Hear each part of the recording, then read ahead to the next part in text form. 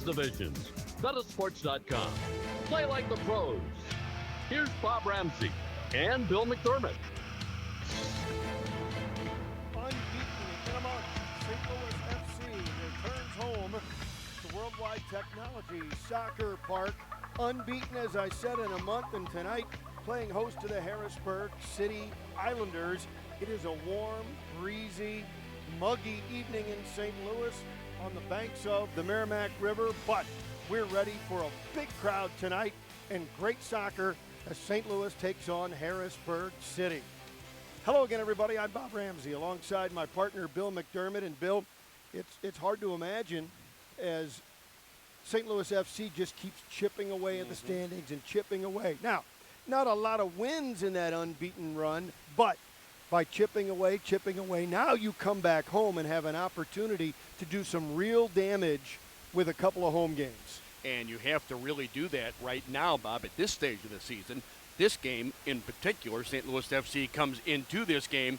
They're in 7th place with 13 points. The team they're playing tonight, the Harrisburg City Islanders, immediately above them in the standings with 14 points. So an excellent opportunity to get back in that top 6. Obviously the playoff picture is not set yet, but the top 6 teams at the conclusion of the season go into the playoff. Now let's take a look at the first 11 for St. Louis Football Club.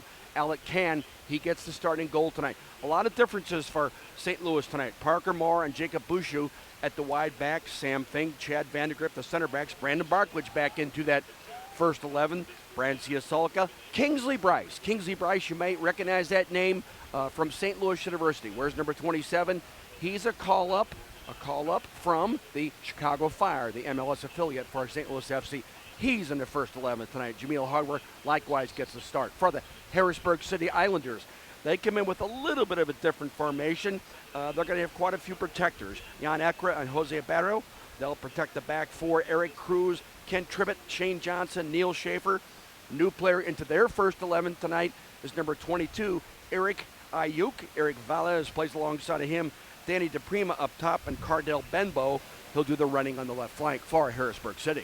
So the last time we saw St. Louis FC in person was that Open Cup victory against Minnesota here, a thrilling shootout victory. What have we learned about the club since they've gotten 2 ties on the road? Well, unfortunately, what Dale Schilly told me we've learned is that we have a triage unit right now. Right. As I mentioned, Jameel Hardware back in that first 11, still by no means 100%.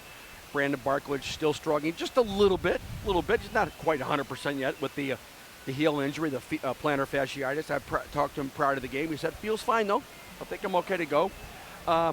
Jeremy Lynch playing up top, Brian Gall and Jameel Harbor right behind him. So this stage of the season, there's been some injuries. As a matter of fact, for all intents and purposes, Dale Schilly tells me we haven't really had our total first 11 of the people we'd like to call our first 11. Haven't had them on the field in quite some time, but the guys are resilient. They've got their eyes on this one as well as the Open Cup game in Kansas City on Tuesday night. I'm curious, Coach Schilly changed his formation for that Minnesota game, and it was pretty successful. I mean, you got the win, but I thought the formation, at least from up here, appeared to be a real key. Will we be back to that diamond formation, or what did he think about that in the results?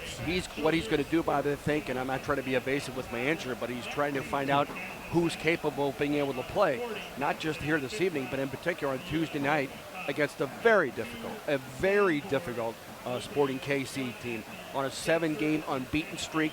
They had a bye week this weekend, so when St. Louis FC goes up there Tuesday night, they'll get all they want. They'll get a hostile crowd. They have players who have been on the United States national team, Matt Beasler, Graham Susi, and they are one of the more accomplished teams in Major League Soccer this year. Only have 2 losses at this stage of the season. And let's talk a little bit about the schedule and how it lays out. You mentioned for Sporting Kansas City how it does. So St. Louis comes home and in their USL schedule has a 3-game homestand, which is their second longest of the season and the longest one remaining. However, in the middle, they do have that marvelous opportunity for the youngsters on this team to play against an MLS squad. No way to predict how it will affect, but it's going to be interesting to see. You see exactly where you stand. We've talked about this before. After the 2 victories over first the Des Moines Menace and then the Minnesota team in the NASL. There's the triumvirate, the trio, if you will. MLS first, NASL second, USL third, as the St. Louis team comes out now to get ready for tonight's game. You get a chance to see right where your team is against stronger competition, truth be told. But what was revealed in that game against Minnesota is that when you adapt to fit the opponent and change accordingly where you have to, you end up being successful. And the truth be told about that particular game, especially in the second half, St. Louis was the best soccer team. Without a doubt. No question whatsoever, and the end result showed it. Now it went to penalty kicks, but now you'll really get a real feel as to what you have, what you've developed as a young team here for all intents and purposes. Still really a young team, but just got started February 16th. Peter Vermees has established a real fine team with Sporting Kansas City. So you'll get a chance to see where exactly you stand, and perhaps more importantly, how much farther you have to go to progress to get to that next level. And it'll be interesting, though, as your focus has to change as a coaching staff and as your team to be focused on the right things on the right night, as measuring yourself against tough competition on one angle, but also understanding that you've got points that you've got to get to move up in your standings in your league play. And in particular, Bob, in that homestand, which you just alluded to, when St. Louis finishes with that game on Tuesday night in Kansas City, there's a game here that coming Friday, June 19th against Colorado Springs, and then straight away the next weekend against the New York Red Bulls 2 on June 27th. So it is really right in the meat of the season, 28 games total, 14 home, 14 away.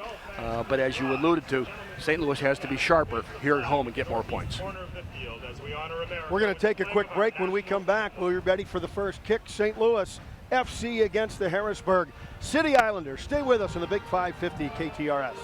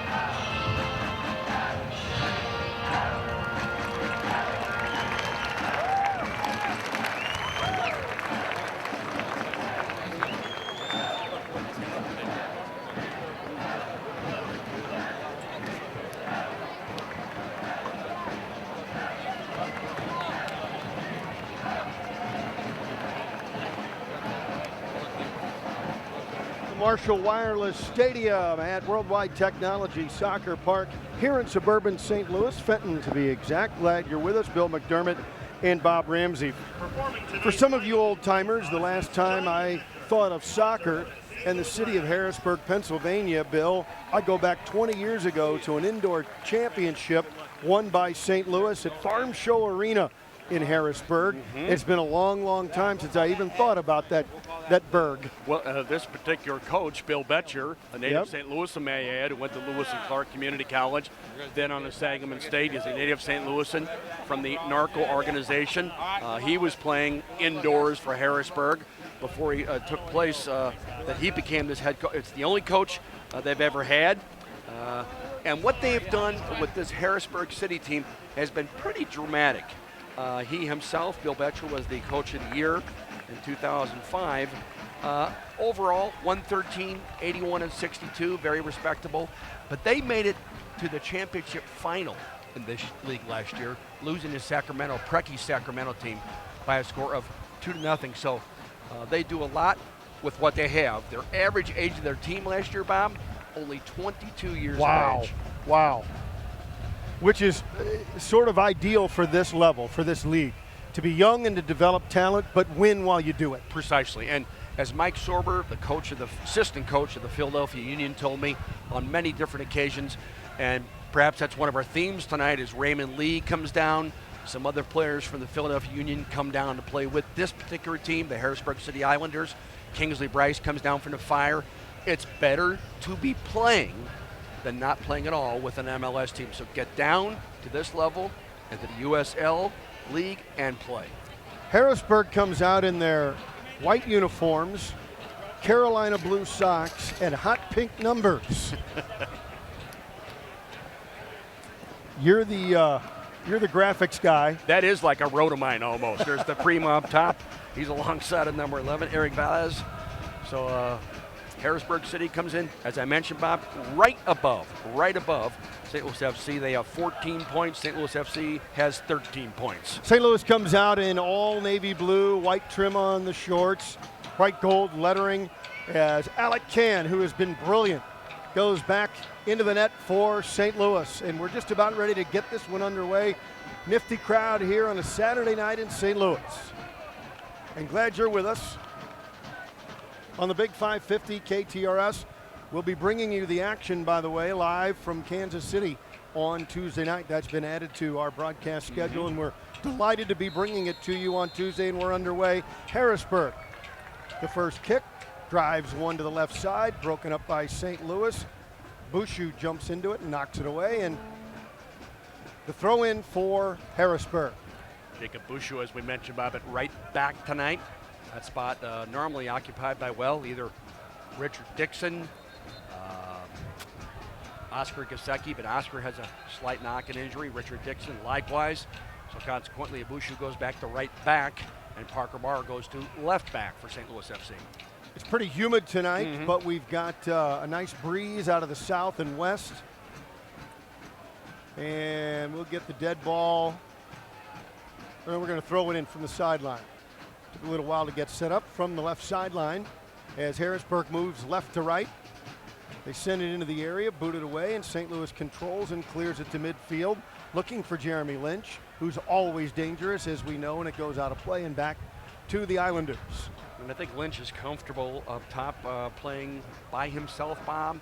He wears number 9. That's the stereotypical center forward number, if you will. So he's comfortable up there by himself, and occasionally joining him will be Jameel Hardware or Brian Gall playing right underneath him. Harrisburg in control on the left side. They send it through the middle. Jan Ekra will roll it back, looking for Shane Johnson. Back to the middle for Ekra.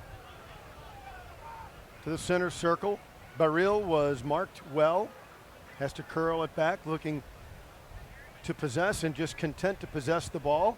St. Louis continues to put pressure on. They have to clear it over the top, but right into the teeth of the St. Louis defense.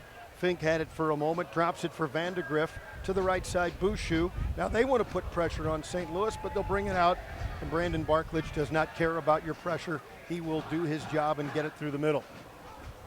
Nice to see him back in the first 11 for St. Louis FC, number 25, Brandon Barklage. Another player, Bob, conspicuous by his absence, number 22, the normal left back, Patrick Duty. He's been called up by the Chicago Fire. How about that? Patrick has been playing so well, obviously, for anybody who watched or listened to the games, and to be noticed by the big club and called up, really happy for him. For our game against the New England Revolution tonight, starting at that game started already at 7:30 Eastern time, playing up at Gillette Stadium in Foxborough. Man down for Harrisburg. They've got the palm tree logo, wishful thinking. As it's in the middle of Pennsylvania. Number 19, Cardell Benbow, the Jamaican player. Saw the players from St. Louis FC talking with Cardell Benbow, St. Louis FC's Jamaican players. St. Louis takes over the back, switches right to left. Sam Fink has plenty of space, rolls it, and Parker Marr. Back for Marr, and he'll send it back to Fink. Sam under control. He'll go back to the right flank, and they'll come up that side. Vandegrift done some good things. Yeah, and good work here because that's what Dale Shelley wants. He wants the center backs, if it's on, to dribble. Keep dribbling. Go past the center line if possible. Force them to make a move, and then you can counter. Check out the overload, see where it is, then play accordingly. Into the back again. Vandegrift under a little pressure. Fink tries the long pass for Kingsley Bryce. His first touch. Can't control it. Harrisburg puts it out of play. You mentioned the name Kingsley Bryce. He's on loan from the Chicago Fire. Their draft pick in this year's MLS Super Draft. Played his intercollegiate soccer at St. Louis University. A real mainstay for the Billikens, no matter where he played. Up top, wide on the flank, but tonight he's a wide midfielder for St. Louis FC in the first 11. Jamil Hardware gets a touch. St. Louis looks to bring it back. Fink will move it forward. Fink has some space. Approaches midfield, drives one forward, looking for Siasolka. Little too ambitious and goes out of play. Sam tried to curl that with the outside of his right to keep it in place, sending it towards the corner flag arc. Siasolka playing on the left flank, always anxious to do the running for that kind of a pass. Nifty little back heel, but Barklage broke up that idea. Fink will roll back. Surveys and reloads for Marr on the left flank. He moves up the sideline. There was Siasolka, back to Marr and back to Sam Fink. He'll roll it ahead. Brandon Barklage, he wants the right side. Sends one up the right side. Long run there for Bouchou and out of play. It's good work by Brandon Barklage to come back and find the game. Instead of going across the side with all the back four players, Bob, playing in a little bit deeper, playing into the player close to the center circle. Brian Gall got his first touch as St. Louis got into the offensive third for the first time tonight. Barklage again with Gall. Looks to settle. A little trouble. He drew a double team, so he finds the open man. Moving forward is Marr. Gets it back. Little one touch. Spinning move in there. Lynch couldn't free up. He controls the ball, however. Back for Marr. Marr swings it to the left side for Siasolka. Wants to curl one through the middle. Put a little heel on it and then a quick shot. Oh, how did he get that ball was bouncing and how he spun and got a shot, I'll never know. Bounce and on the turn, number 9, Jeremy Lynch gets a shot off. Goalkeeper is Nick Noble, the leader in every imaginable statistic as a goalkeeper for the Harrisburg City Islanders. All-time leader, wins, saves, game played, minutes played, career shutouts. Real mainstay for them in goal. I thought he was as surprised as we were, but he was well-sided and well-positioned. He had to make a dive to make that particular save. Good work by the goalkeeper, Nick Noble. Quick chance for St. Louis. First one for either team. Send it up the right side again. Looking for Bryce. Kingsley forced the issue and will get the throw in. Player to really watch will be Kingsley Bryce. This is, for all intents and purposes, Bob, one of his very first game since the intercollegiate season. I don't think he featured at all for the Fire, and played in some reserve games and played for some games for St. Louis FC against some under-20 teams for St. Louis Scott Gallagher. So he really hasn't been in the first 11 in any kind of competition like this. Tried to go to him there and lost it over the end line, and so Nick Noble will put the ball back in play. Noble's going to roll it out to the defense, and they bring it forward. That was Valles. For Benbow. Turns to the middle. Barklage takes it away. First touch, Hardware. Got it back. Almost stolen, but Jamil with nice work there. Hardware sends it through. Picked the spot. Found Gall. Sends it to the wing for Siasolka. Curls one, blocked by the defense. Loose in the area and booted out of there. Trying to clear it. Barklage chests it down. Has Gall drilled from behind. They play on. Moving through a nifty little pass by Hardware, but it was deflected. And this one's getting chippy and physical early. Good work by Jamil Harbor to find the game, finding people. And Brian Gall from behind with his back to play. Really got rocked there just at the tip of the penalty area. Ryan's a big boy. He took the hit, but a couple of his teammates were not real thrilled with the play. Gall lines up alongside of Jamil Hardware, right behind number 9, Jeremy Lynch. During the course of the game, we'll see a triangle being played amongst those three. Tried the long run, pinched off by St. Louis, nicely done. And they're going to call that on Ekra, I believe. Yes. Nice job as he tried to run into the gap. The two defenders closed the gap immediately. Good work here by Sam Fink to get in between the ball and the offensive player. In other words, you're going to have to follow me to get the ball, and that's exactly what transpired. Alec Can, the keeper. Alec Can himself, a lone player from the Chicago Fire, very familiar with this league. Played with the Charleston Battery in 2012 for 1 year, then back to the Fire, and on loan last year to the Charlotte Eagles. So very familiar with USL is Alec Can. Nick Noble, the keeper. After that long punt, we'll bring it back out. Eric Cruz. Cruz, a Brazilian.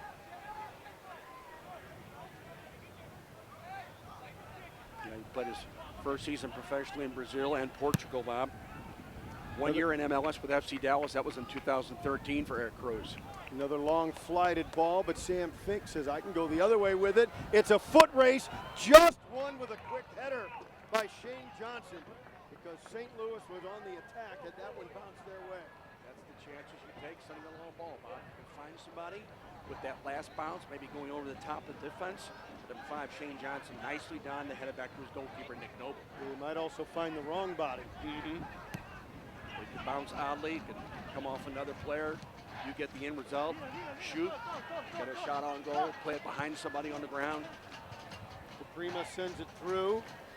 50-50, won nicely. Great work by Marr.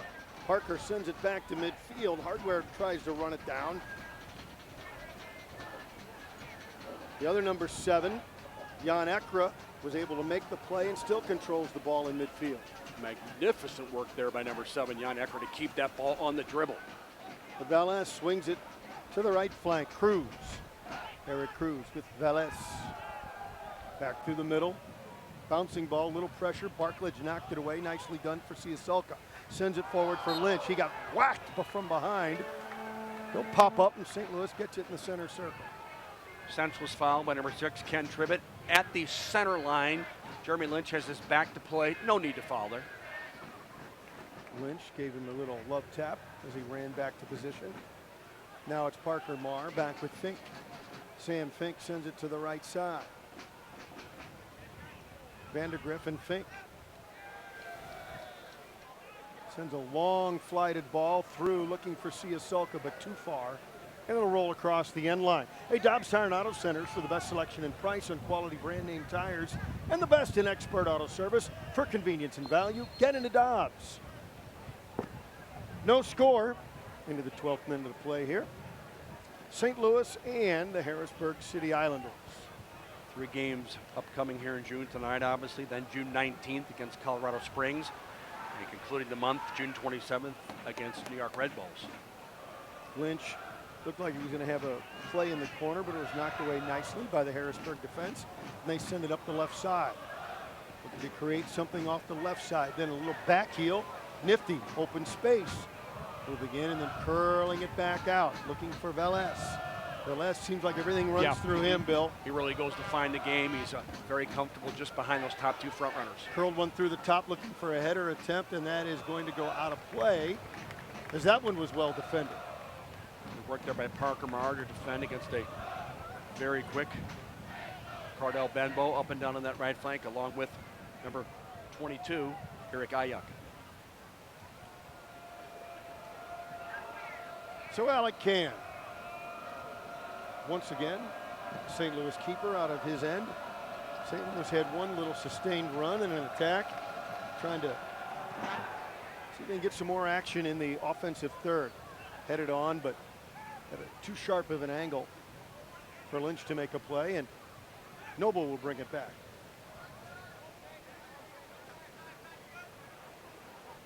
Through the middle, and Velez again with Ayuk. Yeah, he's anywhere in the central part of the field, Bob, and from sideline to sideline, number 11, Eric Velez, will really go find the game. Gall and Marr. Marr caught in a double team, tripped up, tries to roll it to a teammate, can't. That's broken up. Ekra.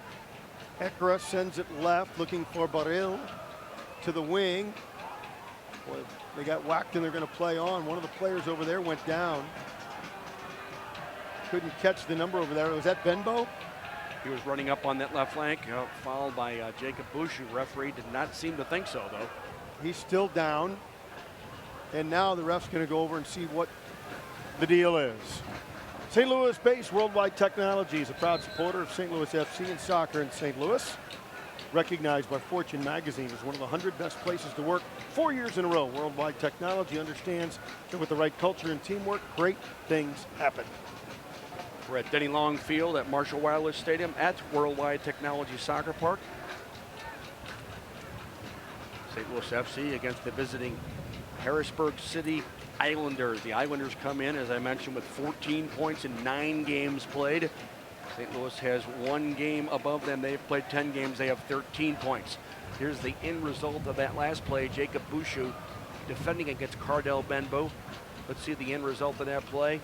That had to be a foul of some sort. He got him pretty good. Yes, he did. And referee Cedric Adams was evidently screened, didn't see it, or did not see that it was a foul. But that was clearly a foul. Cardell Benbow, the player down. He wears number 19 for the Harrisburg City Islanders. He's walking off now with out an extreme limp. No, he looks like he's going to be okay. G&W Meat and Bavarian Style Sausage Company is proud to be the official brat of St. Louis FC. Celebrating 50 years as a family-owned St. Louis tradition. You can't beat G&W Meat. Ball booted back toward Nick Noble, the keeper for Harrisburg. And he rolls it out for the Islanders defense, and they'll try the right flank. Here comes Eric Cruz. Brazilian holds, retreats, tries the side, knocked away and stolen away. Good work by Siasulka. They both go down. Lynch picks it up. Lynch with Gall. Gall back for Siasulka along the sideline. Oh, had a man cutting through. Just missed him, but got it back. Swings it out top for Barklage. Barklage rolls it over to the right wing. Looking to probe on the right side. Left foot in for Gall. Got in deep, and they'll call offside. Good effort there by Jacob Bouchou and to find the run of number 8, Brian Gall. They'd really be in business. St. Louis FC were Brian Gall applauding that ball. If that ball's on the ground into the penalty area to Brian Gall, then he can play. He can receive, turn, take a shot, or lay it off with his back to play. Brian Gall has 3 goals so far this year for St. Louis FC, first of which came when he scored with Jeremy Lynch in that 2-0 win at Tulsa, just the 2nd game of the year. That was way back on April 2nd, Bob. And St. Louis has been on an unbeaten streak. They need to get some, they need to start tallying up the big points, though, not one at a time. Right, you need some 3-pointers, especially here at home. Yeah, technically a 3-game homestand in league, but of course, in the Lamar Hunt U.S. Open Cup, that breaks that up a little bit with the game on Tuesday. And again, we'll have the action for you. Our soccer pregame at 6 o'clock for the 7:30 action right here on the Big 550. And it's hard to prepare for all these games in a short period of time, Bob. Saturday night, Tuesday night, then another game this coming Friday night. You're worn out. Positively. I can assure you the players are.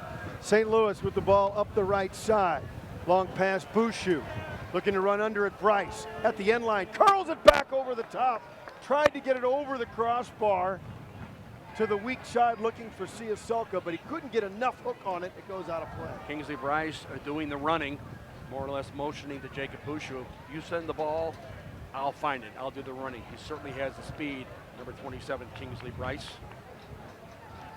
As I mentioned, on loan from the Chicago Fire, Frank Yellup, Chicago Fire. They're playing tonight at Gillette Stadium in Foxborough, Massachusetts. New England and 21 points. They're in 2nd place to DC United. Vandergriff loses the ball. Taken away. Ayuk moves in to the wing. Curled away, booted and out of play. And what looked like was going to be a dangerous mistake turned out to be a pretty empty attempt. Nothing really happened there for Harrisburg City. Still lifting ever so slightly is number 19, Cardell Benbow, from that prayer foul by Jacob Bouchou, but they will get a corner. Yeah, doing the running, Eric Ayuk, he broke that up and immediately went at goal. Going over for the corner kick out of the left corner. Enrique Velez played for Barcelona and Birmingham City. Well traveled. Left-footed shot. Curls through the middle. Header. Oh, beautiful header just over the crossbar. Woo! That was dangerous. Nice corner kick by number 11, Eric Velez. Enric Velez away from the defense, away from the goalkeeper. Nicely done. Ken Tribbett coming up from the center back position. Tribbett alongside of Shane Johnson. The two center backs, the two wide backs are Neil Schaefer and Eric Cruz for Bill Betcher's Harrisburg City Islanders. Can tried to use the wind, but it's moving a little bit more out of the west, at least on this side of the stadium, and swirling a little bit as it picks up, and it carried it out of play. You know, you were talking about Kingsley Bryce, and first look for the folks here at Worldwide Technology Soccer Park. You mentioned his speed. You saw all of his college games. What were the things that made him the scorer he became? Primarily that speed, Bobby. Hit that breakaway speed where he can push it and go, knock it beyond that first defender. But it was temperament and personality, and that was, I'm going to go at goal every time I get the ball. If it's on to go forward on a solo, I'm looking for that. A little more pressure put on, but broken up by Barklage, still on the St. Louis half of the pitch, and now the defense shapes up a little bit, and so Harrisburg will roll it back, try the right flank. Cruz up the right side. Cruz with the dangerous Ayuk, and he is tripped up and pushed and lost it out of play. He wanted a foul, not going to get it. Great work by Marr. Parker Marr getting back, doing the defending, good ball on the ground, trying to find number 22, Eric Ayuk. They want to use his speed on this right flank. Parker Marr doing the defending. Booted out, and Siasoka will throw it in. Nope, he's going to give it back to Parker. Parker Marr at that left back spot. We mentioned the normal left back, number 22, Patrick Duty. All up for an MLS game tonight for the Chicago Fire. Parker out of Joplin, Missouri. Played at Missouri State. Now in the midfield, slide tackle by Barklage. Took his man out hard. Lost the ball out of play. He went after Ekra very hard. Quick throw in. Velez sends it through the middle for DePrima. He'll swing it back to the left wing. Back to the middle, DePrima. Tried a little give and go, but it was knocked away and cleared by Bouchou, and they'll get a throw in on the left sideline. Bouchou back defending because number 11, Velez, is going to get forward as quickly as possible to find people, even with a shot or trying to get it on the ground behind people on a diagonal in behind those last defenders. The throw in went off Benbow, and again, not dangerous as it got in close. Alec Can will bring it back out to get into the 22nd minute. No score here in St. Louis. Drove past midfield. Wants the right side. Headed on nicely. A lot of pushing and shoving as they go after that one. Back through the middle. Who will control? It's going to be the Islanders. They'll move it back up the left side. Through the midfield. Looking for DePrima. Little first touch for Ekra. Ekra to the right side. He has Cruz. Cruz with Ayuk. Ayuk hangs onto the ball. Boy, he was really shoved down hard by Marr. And that's really getting physical in that one-on-one battle between Ayuk and Parker Marr. I think Parker Marr realizes that once number 22, Eric Ayuk, gets beyond him, you mentioned that little push and go that Kingsley Bryce used to do. Yeah. That's what Ayuk was attempting there. It's followed by Parker Marr. Just was going to try to get that ball over. Now he's held there. That is a real battle between that flank player Ayuk and the left back Parker Marr. Now Velez, just off the right sideline, offensive third, will be dangerous. Curls it toward the goal. Headed up just over the crossbar. Oh my! You're not going to get a better chance in the air than that one. Number 5, up from his center back position, Shane Johnson. Wow, Bill. Wonderful ball, slotted in by number 11, Enric Velez, for number 5, Shane Johnson. Oh, Bill McDermott. Curled it away from the goalkeeper. Good positioning by number 5, a center back who's more than accustomed to heading balls just like that. Usually out of danger, but this time just over the top of the crossbar. Good effort by Shane Johnson after that lovely ball from number 11, Enric Velez. Nothing Alec Can could do. A foot lower, that's a goal. St. Louis, though, looks to respond, taken away. Hardware gets in deep on the end line, left side of the box. Tried to beat one, then a second. Now Sulka, top corner, curls one to the far side. Too ambitious? No. Got it down. Goal. Side volley blocked. Then we got a whistle. Kingsley Bryce will set up offside. Nice ball, flighted into him. A deep diagonal ball in the air by Brian Sulka to Kingsley Bryce at the opposite post. Wide in the penalty. He knotted it down for Brian Gall. Nicely engineered by St. Louis FC. So both teams, some opportunities now as the action picks up here in St. Louis. Harrisburg with the ball. Battling, almost lost it to Bryce. They'll have to bring it back and look to control. Switching left to right. And back on the boot of Cruz. Long ball knocked away by Marr. Booted down by Hardware. But out of play, and so the Islanders get it back. Eric Cruz sends one in, a little holding going on in the back. They let that go. Sam Fink boots it to midfield. Heading it toward the offensive end was Lynch. No one there to run on, and Harrisburg takes over. Well, when you're that lone forward, Bob, and you come back to meet the ball and flick it on, and you're the only forward, it's going to the center back. Oh yeah, I'm the only forward. Harrisburg content now in the back. Tribbett sends it left and moving forward, Velez. Velez again goes back to find the game, and they reward him, Bob. If he makes the move to get the ball, they're going to give it to him. They put it at his feet. Here they come again. Slide tackle missed. Long boot, and it's well wide and over the top. But there was some open space there, and they tried to take advantage. It's number 22, Eric Ayuk again, this time in the central part of the field. Getting in behind the attempted sliding tackle by Brandon Barklage. Looks up, head down. Shoots just over the top of the crossbar, but Ayuk, Cardell Benbow, people on the right flank, left flank, they're going to go at the goal for Harrisburg. Now St. Louis, Lynch sends one on looking for Bryce. A little too far in front, but Gall had set it up at Lynch's feet very nicely with a little header. So St. Louis tried to get a quick counter there, and now the Islanders bring it back. No score into the 27th minute. Yeah, this Harrisburg outfit, Bob, they've gone to the playoffs in 8 of the last 10 seasons. So they do indeed have some playoff pedigree. As I mentioned, they made it to the championship final last year, losing 2-0 to Sacramento. Cruz sends one through the middle. Picking it out of the air is Ekra, but taken away by Marr. Parker sends it forward. That was headed out of bounds by Cruz, and St. Louis will get the throw in.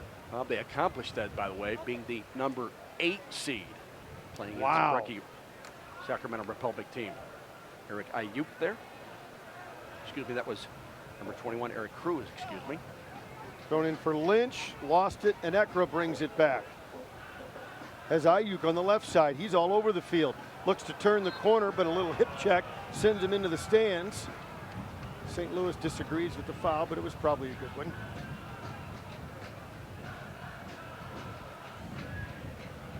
Man down over there. Hey, Beta Sports has 6 locations in the metro area offering indoor and outdoor adult soccer leagues with men's, co-ed, and women's divisions. Register a team or sign up for a house team. Details at betasports.com. Get your friends together and play soccer. They'll try the right side now. Marr working it over with Benbow. Benbow gets it ahead. Cruz. And they send back through looking for Benbow on the right flank. Tried to drive one in, but knocked away by Parker Marr. He's really worked that sideline and defended it well. Now Baril. Back to the middle, up top Velez. They'll swing it left. They'll try the left side. Tough defensive play by Bouchou, and so tough it was a foul. And that Enric Velez, he really finds the game. The game will not stop at his feet. Bobby's mentioned that he began his youth career with Barcelona. Then went over and played in Holland with Breda. Then Birmingham City. He's on a 1-year contract with the Harrisburg City Islanders. Number 11, Enric Velez. Off the left sideline. Just about into their offensive third, booted high and wide, right side header again. That one falls harmlessly Now booted back over the shoulder, and coming back to help was Kingsley Bryce, who headed it out. They're dangerous in the air, aren't they? Very much so, and they will not hesitate to get balls into the penalty area, either direct or coming across from the flanks. Barklage blocked the ball, but it goes into the offensive third, into the box for the Islanders, and then finally just cleared out of play because the pressure was on, although not real controlled pressure. It was kind of wild, ball bouncing around, but sometimes you can get really out of shape that way. You move the ball quickly enough, you find people, someone's going to be available. Throwing on the side, looking to turn the corner to Prima against Marr, and Marr says the sideline tonight is mine and you can't have it. But in the midfield, regained by Baril. He moves through the middle, swings it left. First touch through, he wanted Ekra to run on, and coming out and sliding to grab that ball in the penalty area was Alec Can. Good goalkeeping by Alec Can. Anytime that ball gets in behind that last defender, this time Chad Vandegrift is expecting Alec Can to come out and dive at the feet of the offensive player. It's exactly what he did. Driving one through the middle and then headed back, looking to run it down as Vandegrift. Back through the middle, Lynch came to recover, chests it down and controls. Up the right side, Lynch curls back toward the middle. Lynch pulled down by a defender. I believe that was Ekra in St. Louis. We'll restart it there. Good work in the ball by number 9, Jeremy Lynch. Comfortable in that part of the field, Bob, as well as anywhere close to the penalty area. Right around the tip of the penalty area arc. Yaselka, Brian Gall over this dead ball here.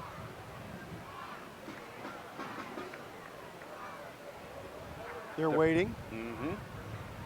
Get as many people forward as possible. Kingsley Bryce getting involved in this at the tip of the penalty area arc. Jameel Hardware just outside of it. Brandon Barklage perhaps looking for a second ball here. Gall sets it down. Left foot chipped on. Trying to get a header in. The defenders held up the St. Louis forwards nicely, though. Sam Fink claimed that he was fouled, held by the last defender.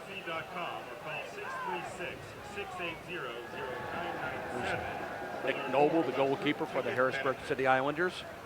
Brian Gall motioning to the referee that number 3, Sam Fink, was literally held around his waist by that last defender, and referee Cedric Adams is saying to Brian Gall, in essence, okay, that's enough, you've said your piece.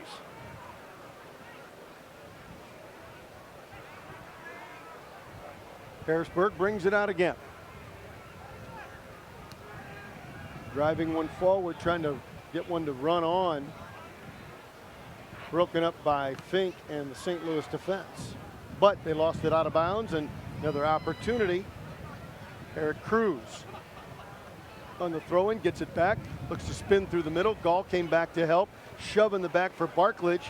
He couldn't control as he was pushed off the ball. Cruz wins it, finds Ekra in the middle. Back up top, a shot pretty far out. Benbow tried to launch one and he sent it way out of play. Number 19, Cardell Benbow, just 20 years of age. Continue with that youth theme for Harrisburg City. But 1, 2, 3 passes to the tip of the penalty area arc. Benbow getting that shot off immediately.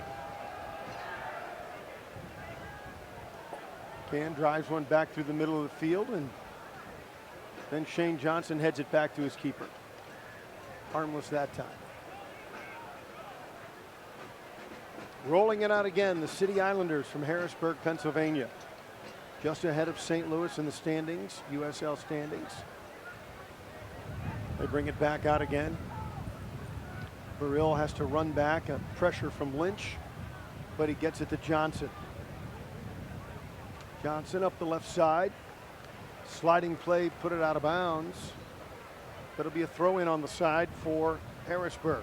Cut out nicely by Kingsley Bryce. One of his jobs defensively, cut out those angled balls coming out of the backfield. They tried to bounce it through the middle, taken away by Hardware.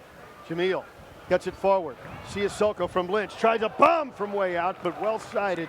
Handling it easily was Nick Noble. Siaselko had that ball bounce once, Bob. I think he thought But the goalkeeper, Nick Noble, was off his line, shot it early. But Jeremy Lynch, wearing number 9 for St. Louis FC, another good job of playing with his back to play. Holding the ball up, waiting for a runner. This time it was number 5, Siasolka, on that first bounce. No trouble, however, for an experienced goalkeeper like Nick Noble. Knocked away out. St. Louis will get it, and we are not happy. The official's not happy with Eric Cruz, the Brazilian. And you notice that by the little bit longer blowing of the whistle. Yeah.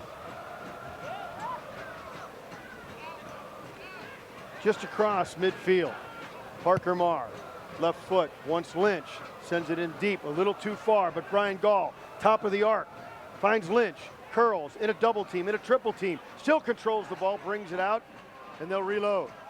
Barklage to the right side, Bouchou sends it in. Looking for Bryce. Kingsley targeted from behind, whacked from behind, and St. Louis, no. Yeah, Kingsley whistled up offside him. Ooh. He was in an offside position, then came back into an onside position.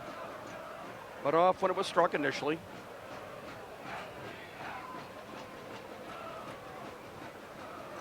As he did so, he got whacked from behind. I thought that could have gone their way, but Harrisburg will bring it out again.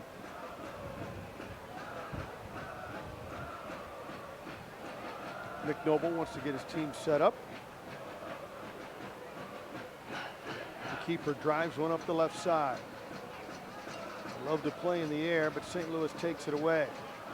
Hardware tried the right side, missed, got it back. Now it's taken away again.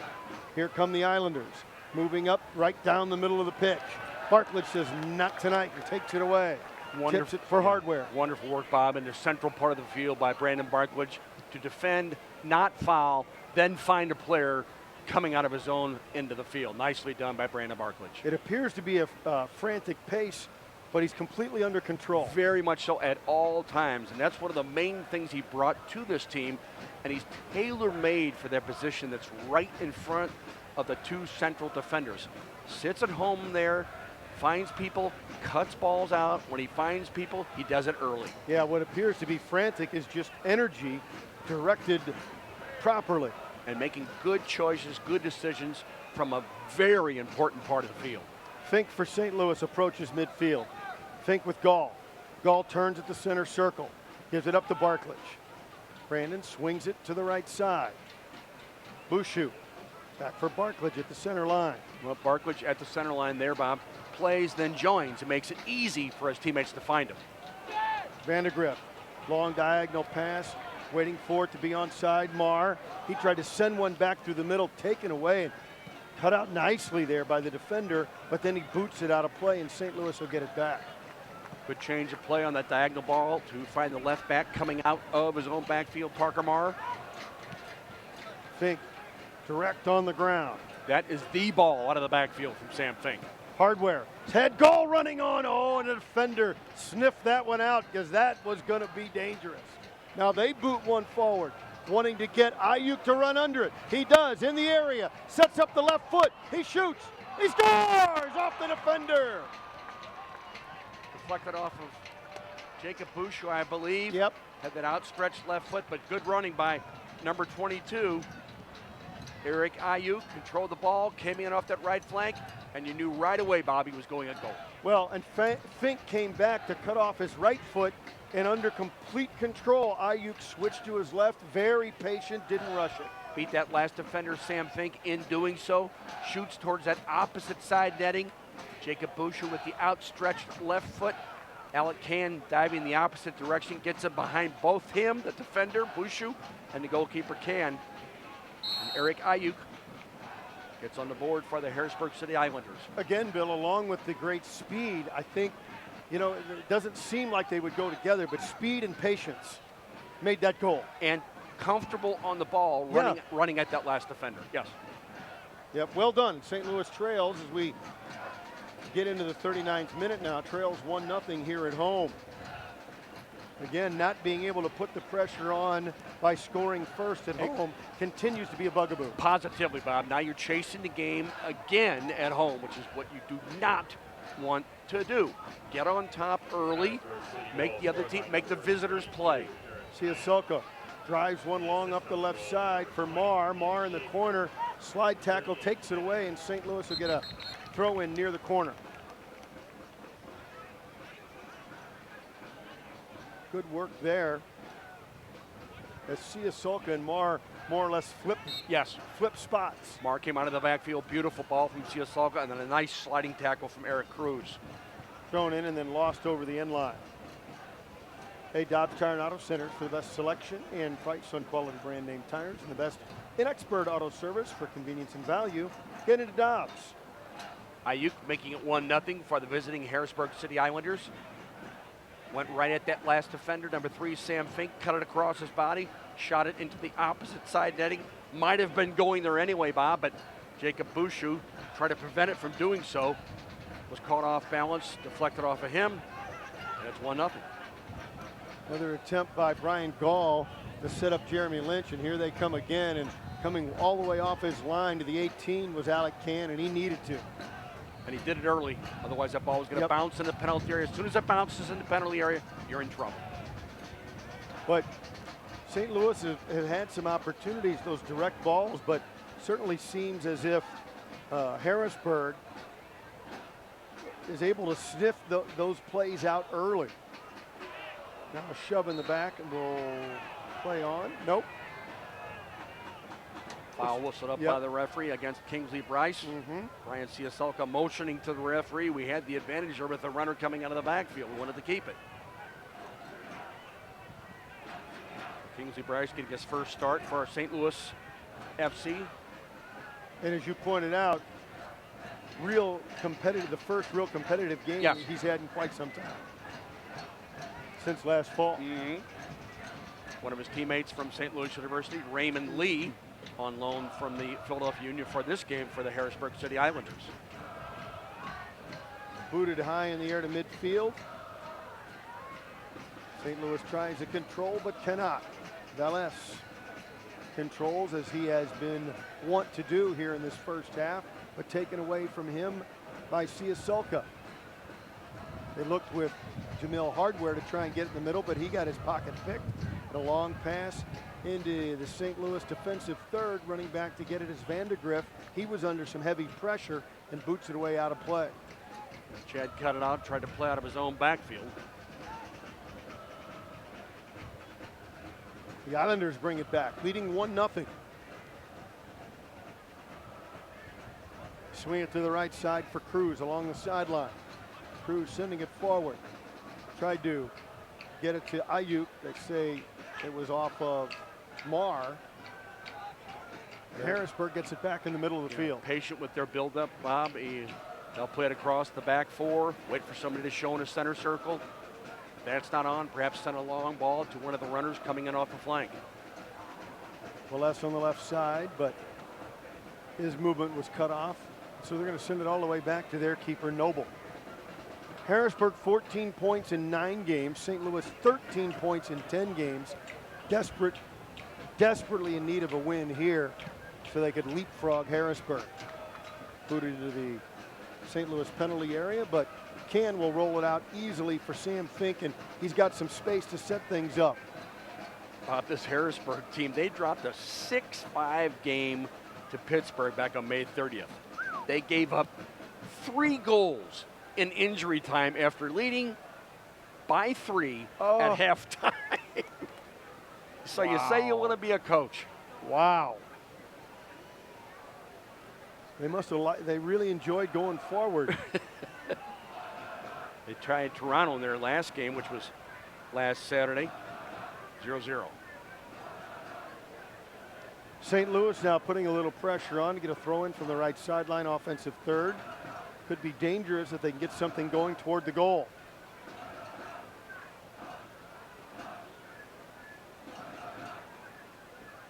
Battle along the sideline. Kicked away, sent back in. Looking for Bryce. Bryce in the corner. Looks to get it out. Lynch wanted to send it back in off a defender. St. Louis a throw in again. Hemmed in. Bouchou will throw it in.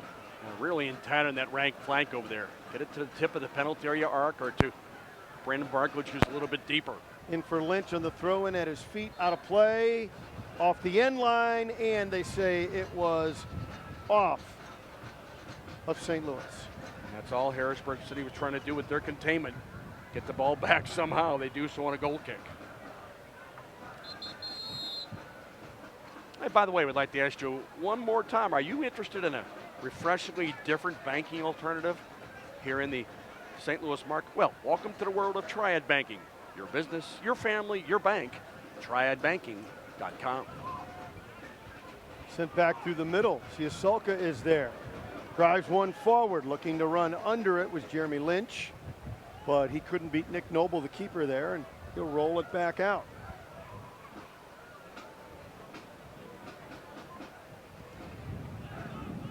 They send one through.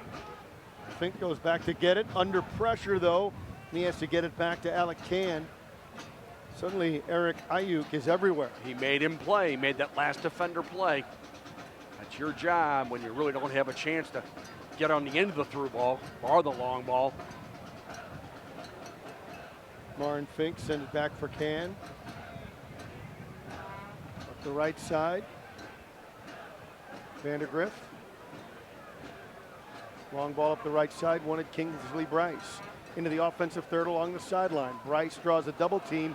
He's drilled hard by one member of the double team, and he's still down on the pitch. But he'll get it back. St. Louis-based Worldwide Technology, a proud supporter of St. Louis FC, recognized by Fortune magazine. It's one of the 100 best places to work 4 years in a row. Worldwide Technology understands that with the right culture and teamwork, great things happen. Good work on that right flank by number 27, Kingsley Bryce. Ball was played over his shoulder, received, turned. Running into him was Neil Schaefer, number 20. Dangerous free kick. Off the right side.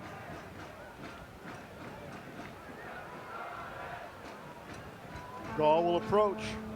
Use that big left foot. Jockeying for position are the St. Louis players. It gets it in deep, punched away by Nick Noble. He was going for the far post, and Noble punched it away, but in play. And Harrisburg looks to bring it back. And they do. Can't control up the side. Brandon Barklage slows him down as he boots it out of play. Good tackle there by Barklage again in the central part of the field. Just don't let him get forward on the attack. The last ball was going to be sent down towards the corner flag or in behind the defense. Oh, nifty deke by Ayuk. And he beat Marr up the sideline. Wants to try and get one more here in extra time. Turns, Marr boots it out of play, but it's going to be a corner kick.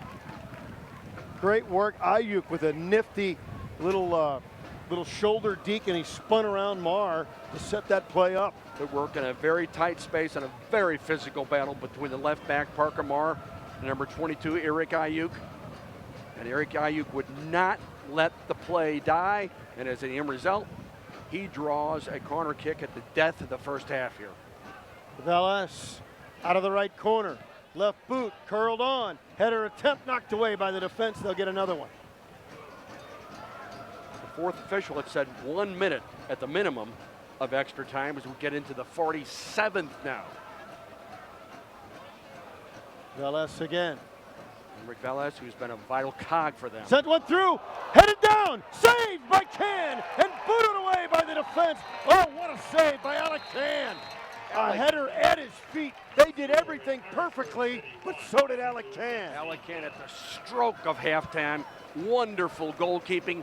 Beautiful ball curled in by Enric Valles, getting on the end of that and just right on his goal line. Alec Can, good defending. That was almost a certain second for Harrisburg City, and that would have been at the absolute stroke of the extra time at halftime. What a great corner kick and another. They are great in the air, aren't they? Because he snapped it down, trying to get low, and I thought that was a beautiful play. I don't know how Alec made that play, and it was gorgeous. Beautiful ball by Enric Valles, again, who, as I mentioned, was a vital cog for them in the first half, really controlling the pace of play for them as they come out of their own end. He was really in his office, anywhere in and around that center circle. Hey, Dobbs Tire and Auto Centers for the best selection and price on quality brand name tires and the best in expert auto service for convenience and value. Get into Dobbs. We're going to get into Jim Hewer's halftime report when we come back after one half of play here at Worldwide Technology Soccer Park. Harrisburg leads St. Louis 1-0. We'll be right back on the Big 550 KTRS.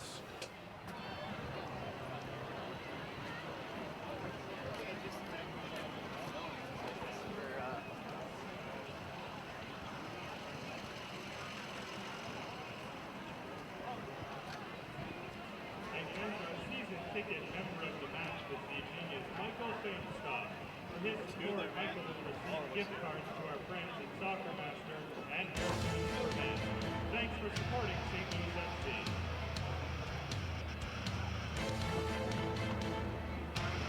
Hey fans, please direct your attention to the field for tonight's Benson Family Eye Care Halftime Challenge. All right, St. Louis FC fans, are you ready for the first ever Benson Family Eye Care Halftime Challenge?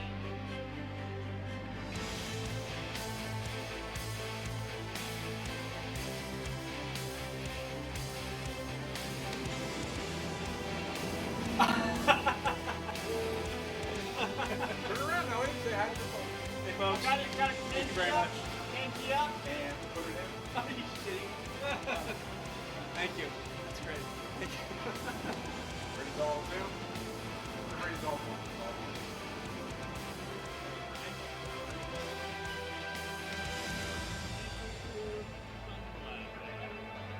Are you ready, Julie?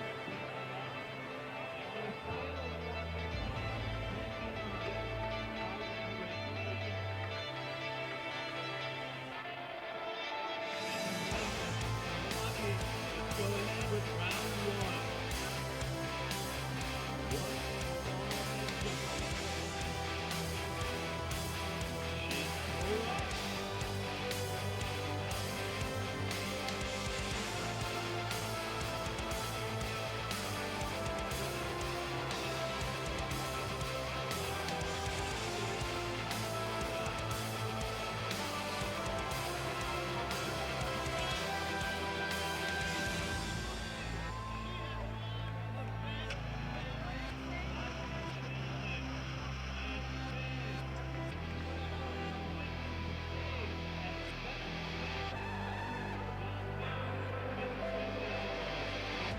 Every patient is family.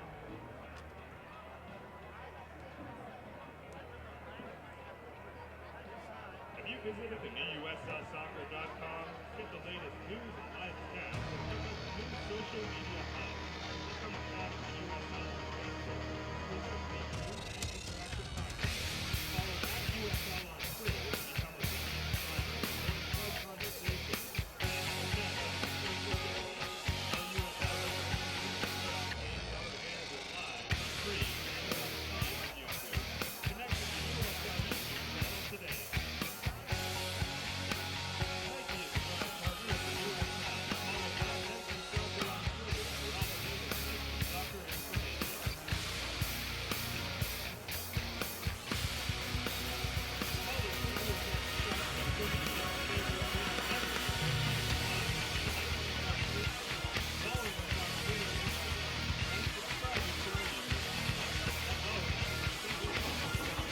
And going too well for St. Louis FC at the break.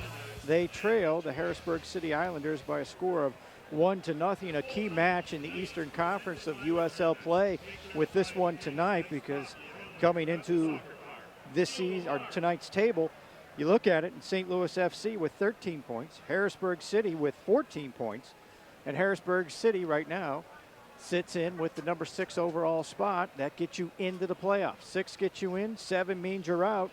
St. Louis FC with a golden opportunity to jump Harrisburg tonight with a victory. But right now they trail by a score of 1-0 coming into the action. Also tonight, Harrisburg City with a record on the road of just 2-3-1, and St. Louis with a home mark of 1-2-2. A very slow start this evening to this soccer match, and what is a good crowd out here. We are pretty close to 4,000, maybe a little over that tonight. We had some late stragglers coming in when the game was off and running in the first 10 minutes or so. But it was a quiet start to this match. Jeremy Lynch in the 6th minute had an opportunity on a spin shot and the save by Nick Noble for Harrisburg. And that was really one of the few opportunities St. Louis FC has had in the first half to get a goal.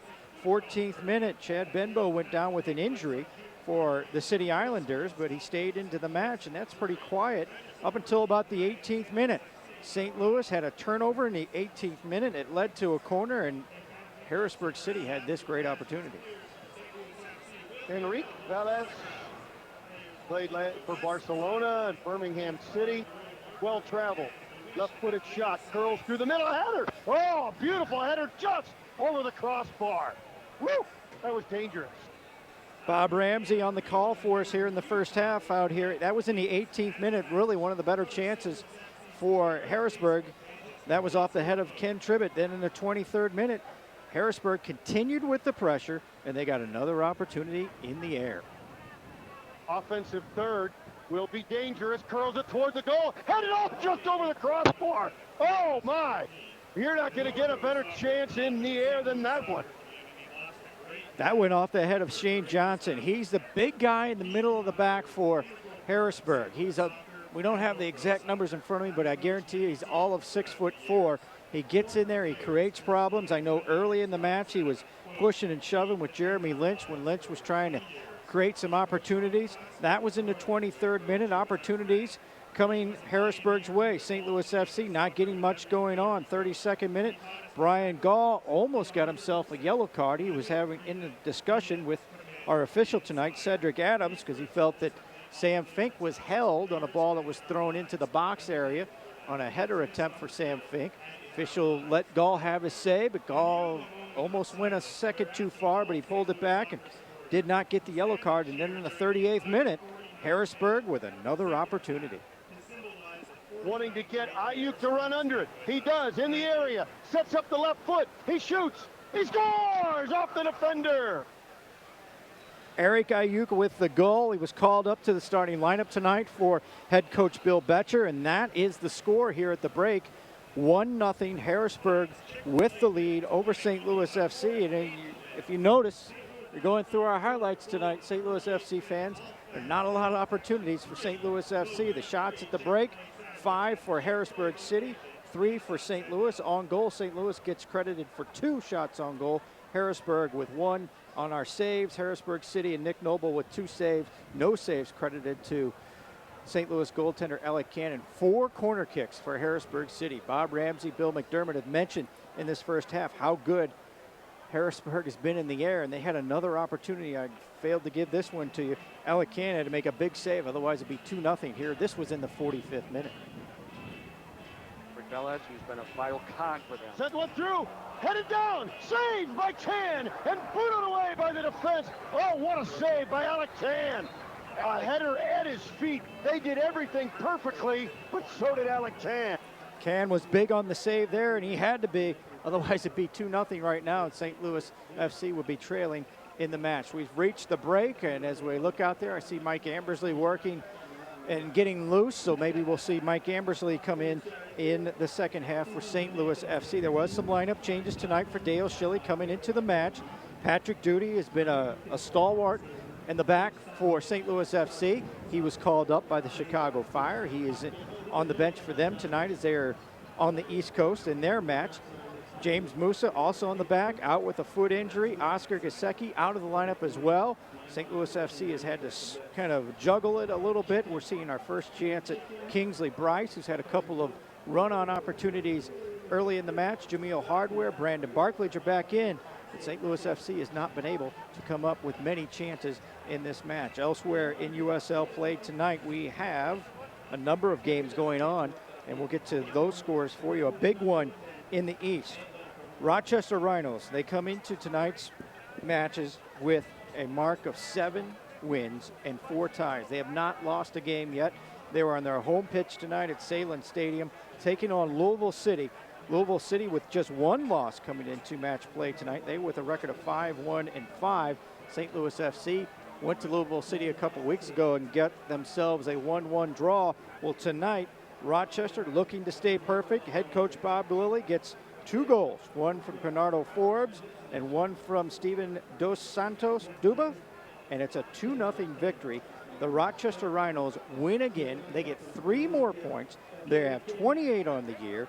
They continue to stay well in the first place in the Eastern Division of the USL, and Louisville City takes a loss on the road.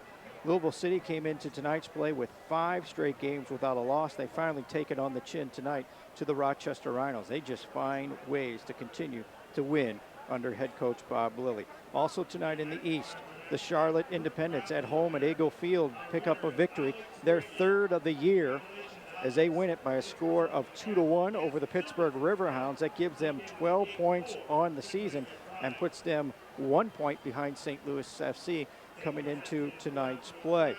So those are the games going on out east. We have one more to pass along to you. Wilmington Hammerheads on their home pitch tonight at Legion Stadium, taking on the New York Red Bulls, and it's a 1-0 win for the New York Red Bulls in that match. So 1-0 victory for the New York Red Bulls in that match. That gives them a total of 16 points, so they jump into the playoff race. They will jump over the top of the Harrisburg City Islanders for the match tonight, and they also will jump over St. Louis FC for the match this evening. So we're at halftime here tonight. Harrisburg with the lead, 1-0, and we'll take a break here in a matter of moments, and we'll return. Get ready for the second half of action here on the Big 550 KTRS.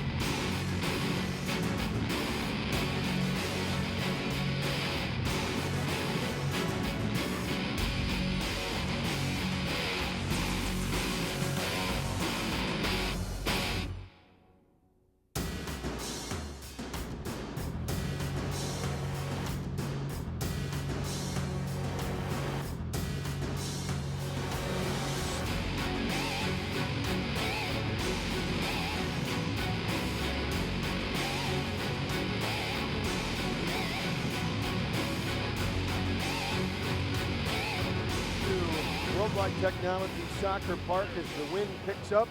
Never know about the weather around here. It's we've had a lot of rain in our soccer here this spring, and as we work our way into summer, it looks like maybe more of the same. We'll see how the second half goes. The synthetic turf is perfectly dry right now. It can get slick, and we'll see. We had just a little sprinkle a moment ago, and we'll see how it goes as Harrisburg leads St. Louis at halftime 1-0, and Harrisburg led in shots 6-3, Bill, and as the last 10-12 minutes of the first half rolled on, they really had much of the play. They really did, Bob, and what they were doing is, as you pointed out during the course of the broadcast, they were varying their play, either long balls over the top of the defense, making Fink and Vandergrift chase, diagonal balls slided to the corner flag, using their width and speed to get on those and get them across. And the one that paid beneficial was Eric Ayuk, as he took on that last defender, Sam Fink, turned him shot it towards the opposite side netting, deflected off of Jacob Bushu. And that's the margin right now, 1-0. That was in the 38th minute for Eric Ayuk. He wears number 22. He's been troublesome all night long. He really has. And He's been special. Yeah, been a very, very strong battle between him and Parker Marr. Parker playing that left back position tonight in the absence of Patrick Duty, who's been called up for the Chicago Fire. What's interesting about Ayuk, as we already mentioned, Enrique Valles really controls the midfield, but Ayuk primarily on the right side. We've seen him venture over to the left side as well, so he'll go seek out trouble, won't he? He'll go find the game. Yep. He'll go find the game, find the seams, find where the overload is, move away from there, just so he can get one-on-one with that last defender. That's what he really relishes. You can see that in his play. Well, we'll see if St. Louis can get things going their way as they move left to right now here, waiting for the second half to begin. And Mike Ambersley will come on for St. Louis FC to begin that second half. Dale Schilly, the head coach for St. Louis FC, still not comfortable using Mike at a full 90. He's been in and out of the lineup, and Mike Ambersley, to his credit, told me that it really took me about 2 full months to really get back into the stride of this, and wow, ever since that, he's been playing much, much better and coming in at specific and integral parts of the game. Perhaps he can change this game as he comes on for Kingsley Bryce. Underway through the middle. St. Louis tried to probe the right side. It's knocked away and they get it back. So Kingsley Bryce really didn't get a lot of great opportunities, and so one half and he comes out. His first whetting his appetite a little bit for competitive action, and here a USL game. As we mentioned, Kingsley on loan from the MLS partner Chicago Fire. Barklage got turned away in the middle, and they'll bring it back now. Vandergrip up the right side. Vandergrip for St. Louis. And Bob, the guy who's really, really conspicuous by his absence is number 14, James Musa. He took a knock in their last game, and without him in the first 11, this is a different soccer team. St. Louis moves it through the midfield. They want to try the left side, but sent it too far ahead after some really good play through the midfield. Kind of gave it up a little quick over on the sideline. See if they can get it back now. Through the middle. On the throw in. Barklage gives up the body to get it back, and he does so. But Bushu couldn't control, and here comes Harrisburg. Diagonal ball to the left side. Offensive third. Here they come. Benbow up to the top through the arc. A shot. Hit the crossbar. What a blistering shot from about 30 yards out.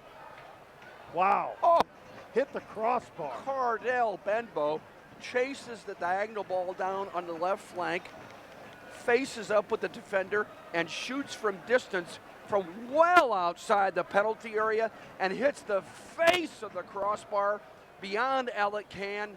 What a wonderful shot struck by number 19, Cardell Benbow. What a missile. Woo! He caught every panel of that ball. Through the midfield. Harrisburg controls again. They're feeling their oats now. Outside the penalty area, chipped on and knocked away. I thought they were going to take a shot. There's a shot! Skips through the area and into the arms of Alec Can. And with a little bit of a wet surface, Bob, that shot can really be dangerous. Whistled in there by number 11, Enrique Valles. He runs on to a second ball. I don't know if Harrisburg was sandbagging in the first half, but they've come out strong to start this second half. St. Louis through the middle again, long and direct for Lynch. In the midfield, lost it, got it back, and then taken away again. They surround him immediately. Now another attack, knocked away by Barklage. Well, no matter what happens here, Bob, as Jim Hewer pointed out at halftime, everybody chasing the Rochester Rhinos. They win again tonight. Wow. 28 points, high atop the Eastern Conference standings. St. Louis trying to leapfrog Harrisburg here, but the Islanders lead it 1-0 here in the second half. And the wind and some light rain picking up here. Rochester, by the way, Bob, the only team in the league that has not lost a game. They are 8-0-4. Wow.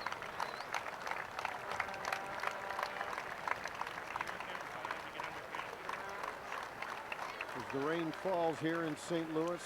Booted in the air off the throw in. Out of play, and St. Louis will get it at the midfield stripe on the throw in.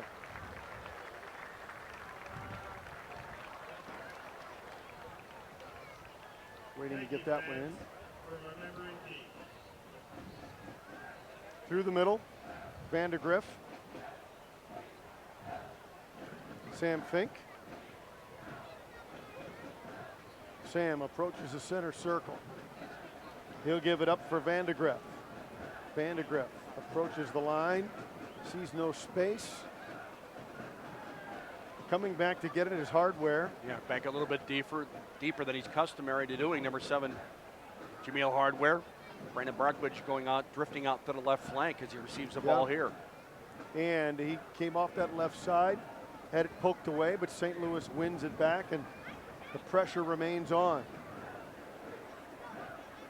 Boy, Harrisburg, they're real shaped up very nicely, aren't they? They will make you play. They swing it left. Siasulka comes back, sends it through Fink. Fink turns in the middle, being grabbed all the way through the middle, finally pulled down. St. Louis wins it again, curls one, looking for Gall in the right corner. Gall settles, turns. One man, then a second to beat. Gets it out top. Hardware back through the middle. Ambersley sends one through. Bouncing ball tipped away by Noble. Jeremy Lynch on that shot. Magnificent goalkeeping from Nick Noble. Good effort by St. Louis FC inside the penalty area in tight spaces. Mike Ambersley, who just came on to start the second half, a one bouncer. Hitting it on the side volley was Jeremy Lynch, and then there's Nick Noble sending it over to wide. Bushu sends one through just now, excuse me, Bill, as they tried to send one high to the far post, knocked away. Good work by Jameel Hardware in a real tight space to get it through into the penalty area on the ground to Mike Ambersley. That way you can play. St. Louis trying to turn up the heat. Again, they find Gall on the right side. Gall along the sideline. Bryan steps up, sets up the left foot, but well defended. They've made up the space nicely. Now it's Bushu. Bushu rolls one through, has Ambersley. Head of the penalty area, left-footed shot, but he couldn't curl it, and it goes well wide. Good work nonetheless by Ambersley. Receives the ball, turns. This is what he just a moment ago. Plays it on the ground for Jeremy Lynch on that first hop, and Nick Noble with a wonderful save by the Harrisburg City Islanders. St. Louis-based Worldwide Technology, proud supporter of St. Louis soccer, recognized by Fortune magazine as one of the 100 best places to work 4 years in a row. Worldwide Technology understands that with the right culture and teamwork, great things happen. 1-0 Harrisburg on top here in the 52nd minute. Putting a lot of pressure on as they try to roar up the right sideline, knocked away, and it's going to be off St. Louis, and it looks like a corner kick. Excellent opportunity there by St. Louis between Hardware, Ambersley, Lynch, the people you expect to do something offensively as the rain starts to come down here at Worldwide Technology Soccer Park. As you pointed out, Bob, the weather's really been erratic here the last 2 or 3 weeks in St. Louis. Velez curls one high, far post, headed away. Nice job by Sam Fink to get back there. Had to do that with his back to play and on-rushing player coming on. You have to head it clear. So this time the corner will be out of the left corner. This will be sent in by Cardell Benbow, who just a moment ago hit a blistering shot off the face of the crossbar.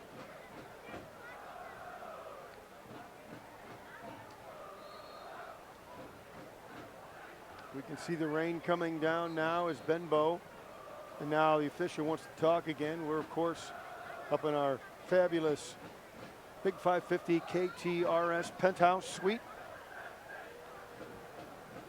Dancing on being perilous, however.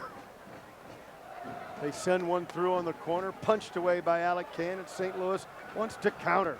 Roaring up the side, but broken up neatly by Jan Ekra. Good work coming out of his own backfield by number 9, Jeremy Lynch.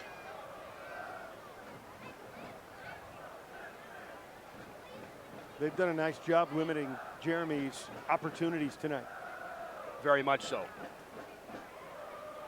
The play where Alec Can does a wonderful job of going to that opposite post on that flighted ball, dangerous into the penalty area. Again, Harrisburg puts the pressure on.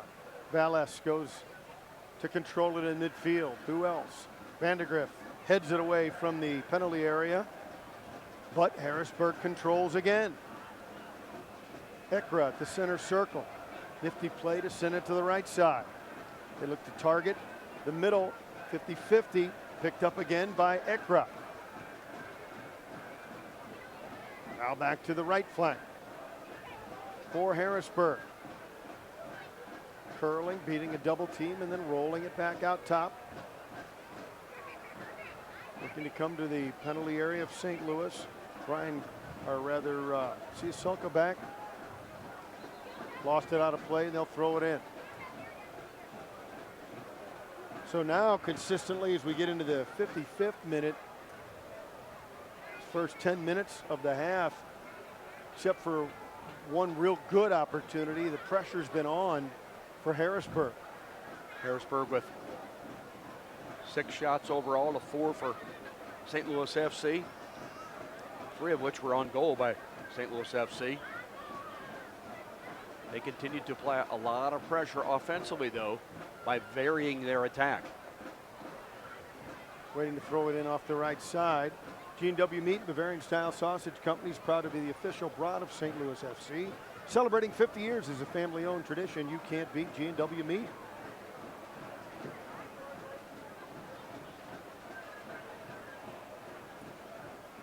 Conversation over at the Harrisburg bench. Not sure what the issue is. The referee goes back again. Evidently talking about the weather. Too inclement to play, too dangerous to play. Maybe he saw some lightning. He should have been here a few weeks ago. He would have totally shut it down moments ago, long ago. And that's what they're going to do. They're going to shut it down, Bill, in the 56th minute, 55-48. So over behind us, perhaps there was some lightning because it's not raining hard. No, slightly more than a drizzle, but a light rain, steady rain. Very steady. But perhaps there was somebody noticed some lightning. I had not seen any, but this is we're in one of those weather patterns where thunderstorms and pop-up showers and, you know, some of the clouds 30, 40,000 feet, some big storms roll through and have been every few hours for the last few days. And some of the people exiting the stands as they've been asked to do until it's deemed safe for them to return. In the 56th minute, 1-0 to score in favor of the visiting Harrisburg City Islanders on a goal by number 22, Eric Ayuk. And we're trying to set up our Jim Hewer's weather radar, and apparently... How's it working out for Jim? Apparently, it's too cloudy for it to work. We're not getting a signal. It's great when the weather's perfect. Yeah, weather delay, as Tom Williamson tells us, lightning. So usually the rule on that is you have to wait 30 minutes without lightning appearing before you can begin again. However, if during the time while you're waiting you see some more lightning, 30 minutes clock starts again. Starts up again, yes. So we may not be able to get the midnight mass. Perhaps that is in jeopardy. And we'd like to ask you again, if you are interested in a really refreshing, different type of way to do your banking, it's Triad Banking here in St. Louis. Welcome to the world of Triad Banking. Your business, your family, your bank. TriadBanking.com, a banking alternative here in the St. Louis market. So 1-0 our score, the Harrisburg City Islanders. And after both teams sort of probing things out a little bit, and I thought early on St. Louis was up to the test, but you could see as the first half wore down, as we get into the second half, the experience of Harrisburg is really showing. Very much so. They're a tight-knit group. Bill Betcher comes in with a team that he makes the absolute most of what he has to do. They send a lot of balls in that are very dangerous, looking for the 2 center backs to come up, either Ron Tribbett or Shane Johnson. Good goalkeeping by Alec Can in the opening stages of this second half as Jameel Hardware really got involved in the offense immediately by trying to find players like Mike Ambersley, who started the second half, receives, turns, gets his body square, nearly square on a one bouncer to number 9, Jeremy Lynch. He takes a shot, and Nick Noble makes a magnificent save for Harrisburg City Islanders. Otherwise, that's a certain equalizer for St. Louis FC. I really thought it was. I really thought that was going to be the equalizer, and he just came out of nowhere to punch it away.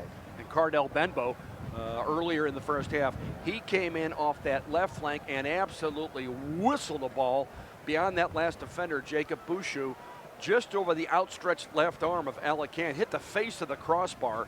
That was really difficult to deal with, and Alec Can, the ball almost dipped over his outstretched left arm. But 6 shots for Harrisburg to 4 by St. Louis on goal, 3 for St. Louis. But the end all, the story of it is that St. Louis really not getting any real decent clear-cut opportunities. The one they did with Jeremy Lynch just a moment ago, Nick Noble made a magnificent save. Well, perhaps St. Louis can reconvene or can convene in the locker room and sort of get an extra halftime here, if you will, an extra little time to maybe readjust to what Harrisburg is doing, and when the weather clears up, get back after it and take advantage in the final 31 minutes or so of this match and try and get back into it. Down only 1-0. Again, Harrisburg carrying the play right now, but down 1-0 just takes one moment, one great moment for you to be right back even. Yeah. A professional soccer team should not be excited, shouldn't be really worked up by the fact that they're trailing 1-0, even though it's at home and you're chasing the game somewhat. It's 1-0. You can get back into that easily. With an addition like Mike Ambersley, who I mentioned, has really gotten back into the flow of things offensively. He's comfortable in tight spaces. Anywhere in and around the penalty area, he knows what to do with the ball at his feet. We'll see how it plays out. Right now, we'll take a break. We are in a lightning delay here at Worldwide Technology Soccer Park as St. Louis and Harrisburg they're going to cool their heels for a little bit, and so will we. We'll take a break, come back, and keep you up to date on what is happening here out in Fenton, Missouri. 1-0, Harrisburg leads St. Louis in the Big 550 KTRS.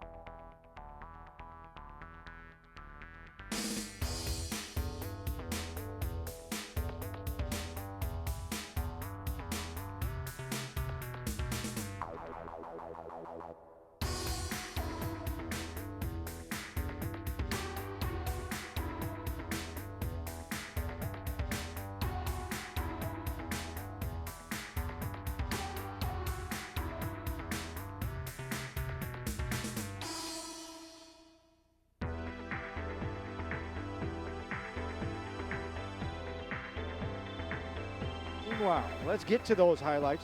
Jeremy Lynch had an opportunity in the 6th minute. That was probably the first opportunity for St. Louis FC, one of the few opportunities they had in the first half. 14th minute, an injury to Carl Benbow. He'll be in the highlights a little bit later. Looked like he had a right leg injury, but he looks pretty good here in the second half. 18th minute, first opportunity, dangerous for Harrisburg City. Enrique Velez played for Barcelona and Birmingham City. Well traveled, left-footed shot, curls through the middle, header. Oh, beautiful header just over the crossbar. Woo, that was dangerous. That off the head of Ken Tribbett for the Harrisburg City Islanders in the 18th minute. 23rd minute, great opportunity by Shane Johnson. He's the biggest guy on the pitch, folks. He's easily 6'5", and he had an opportunity on a cross. Offensive third will be dangerous, curls it toward the goal, headed off just over the crossbar. Oh my, you're not gonna get a better chance in the air than that one. Bob Ramsey on the call for us here tonight from Worldwide Technology Soccer Park. Opportunities coming Harrisburg's way, and they finally paid off in the 38th minute.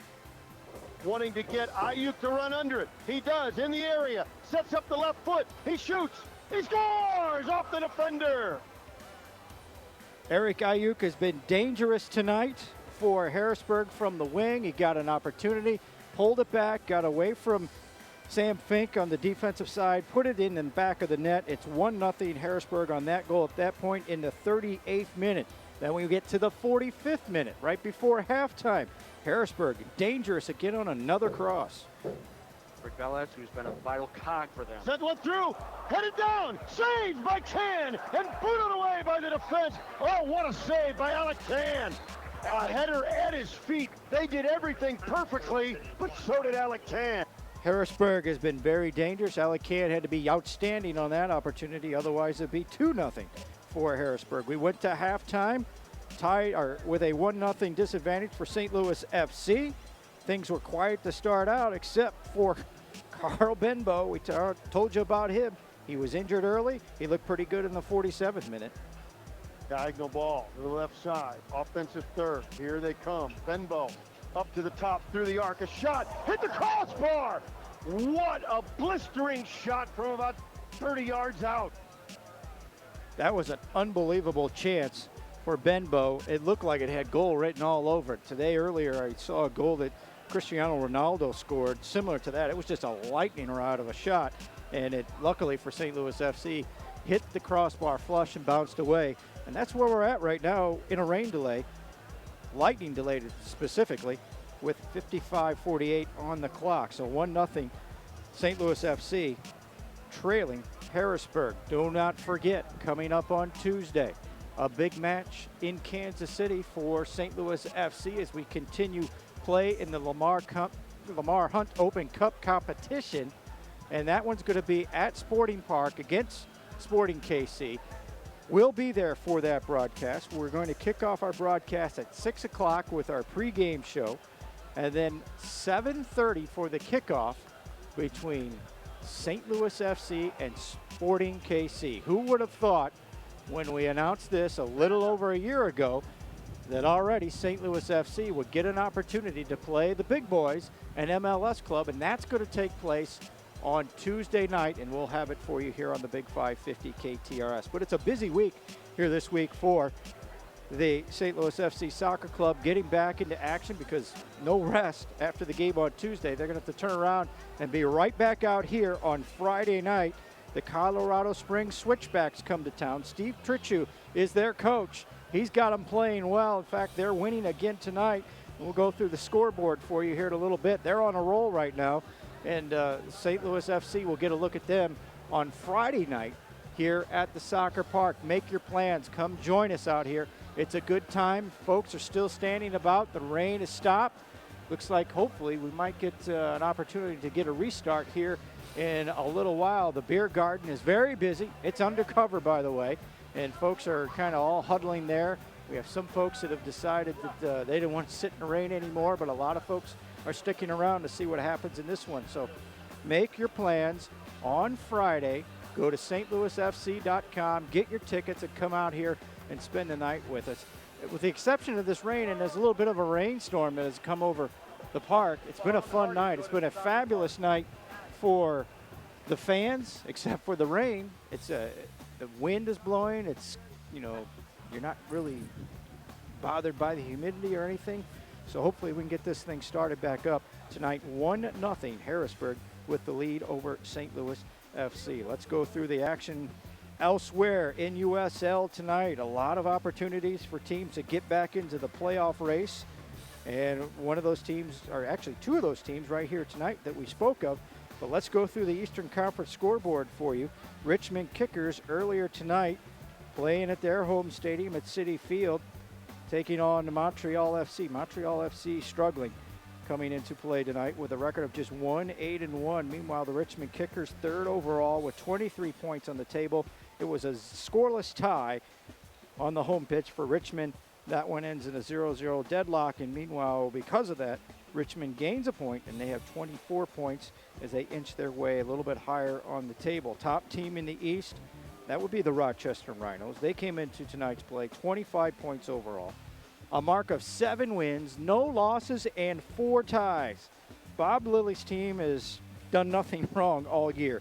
They've been very good, and they win tonight. They host Louisville City at Salem Stadium, their home pitch for Rochester. They win again, 2-0. Canardo Forbes scores in the 44th minute. Steven Dos Santos Duba scores in the 68th minute, and they shut out Louisville City by a score of 2-0. They improved to 8-0-4 on the year. They now have 28 points. Well in charge of the East are the Rochester Rhinos. Louisville City had come into tonight's action having played 5 straight games without a loss, 2 ties in those 5 games, but not the case tonight. Louisville City goes on the road and takes a loss. Those are the finals that have come in thus far from the East. Let's also going to pass along to you one more. The Pittsburgh Riverhounds, the team that St. Louis FC gained a tie against last week up in Pittsburgh. They were on the road tonight. They were at Eagle Field taking on the Charlotte Independents. Charlotte gets 2 late goals after an early one for Pittsburgh, and they win it tonight by a score of 2-1. Their 2 goals, Carlos Alvarez in the 52nd minute, Jorge Herrera then in the 66th minute with the game winner, and it's a 2-1 win for Charlotte. Big for them because they are now 3-4-3. They pick up 3 points, and they have 12 points, which pulls them level, actually 1 point behind St. Louis FC. So Charlotte starting to make their way up the table as we look into the action tonight elsewhere around the USL. Tulsa hosting, actually Oklahoma City hosting Tulsa, and this one has just gone final. Oklahoma City Energy get the victory. Danny Koenig with another goal tonight in the 27th minute. They get another one from Gareth Evans in the 49th. And Oklahoma City, the Energy, pull off another victory as they win it 2-0 over the state rival Tulsa Roughnecks. For Oklahoma City, the victory gives them 7 wins on the year against 2 losses and 3 ties. They were second in the West, and those 3 points now give them 24 on the season. They continue to rise and play much better. And remember, St. Louis FC went down there to the state of Oklahoma early in the year, and they swept the state. So it just tells you, any given night, anybody can win a match in the USL League. Elsewhere tonight, we'll look at Switchbacks, Colorado Springs. Their head coach is Steve Tritchu. They're going to be in here on Friday, as I said. They are taking on the Real Monarchs. This one on the Colorado Springs Switchbacks home turf at the Sandy Creek Stadium. They came into tonight's match with 3 consecutive wins. They scored 9 goals in those 3 wins. They're putting up goals at a pretty good clip, are Steve Tritchu Switchbacks. And right now, they are at halftime, and it's a 2-1 lead for the Colorado Springs as they have goals from Miguel Gonzalez in the 10th minute, and Harada has scored in the 32nd minute. So the Colorado Springs Switchbacks have a 2-1 lead at the break, and they will be here on Friday, and we'll see what happens in that match. So that gets you up to date on all the action that we have going on this evening Later on tonight, Arizona United and Sacramento Republic will do battle. The Republic on the road at Arizona at Scottsdale Stadium. Sacramento in third in the West. They are the defending USL champions. They've kind of leveled off a little bit. Their head coach is Preki. You may remember him here in St. Louis. It is time with the St. Louis Storm in the indoor game. But right now, that game is yet to get underway. Sacramento Republic third in the West, looking to get some more points tonight as they are on the road taking on Arizona United FC. So that gets us up to date on all the games going on in USL tonight. St. Louis FC, as I said, getting ready for their game next on Tuesday night. You don't want to overlook the match tonight because tonight's match is super important in the USL standings.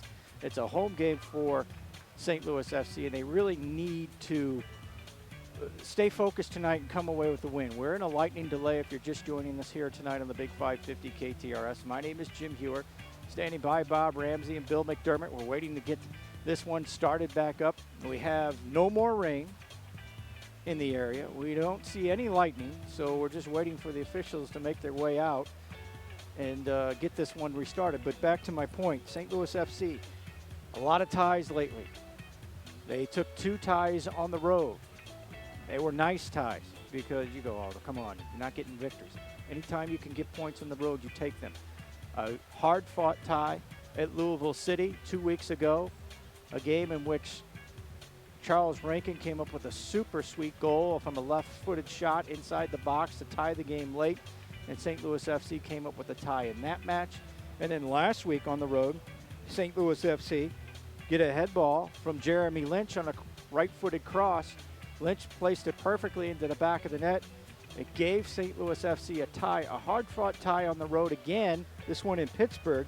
This was after a really rough travel day the day before for St. Louis FC. They had some issues with the bus. They were stuck in Indianapolis for the entire day, got into town at Pittsburgh at 4 a.m., game day, played the afternoon match in Pittsburgh, fought through adversity, came away with a 1-1 tie, and now we're back here.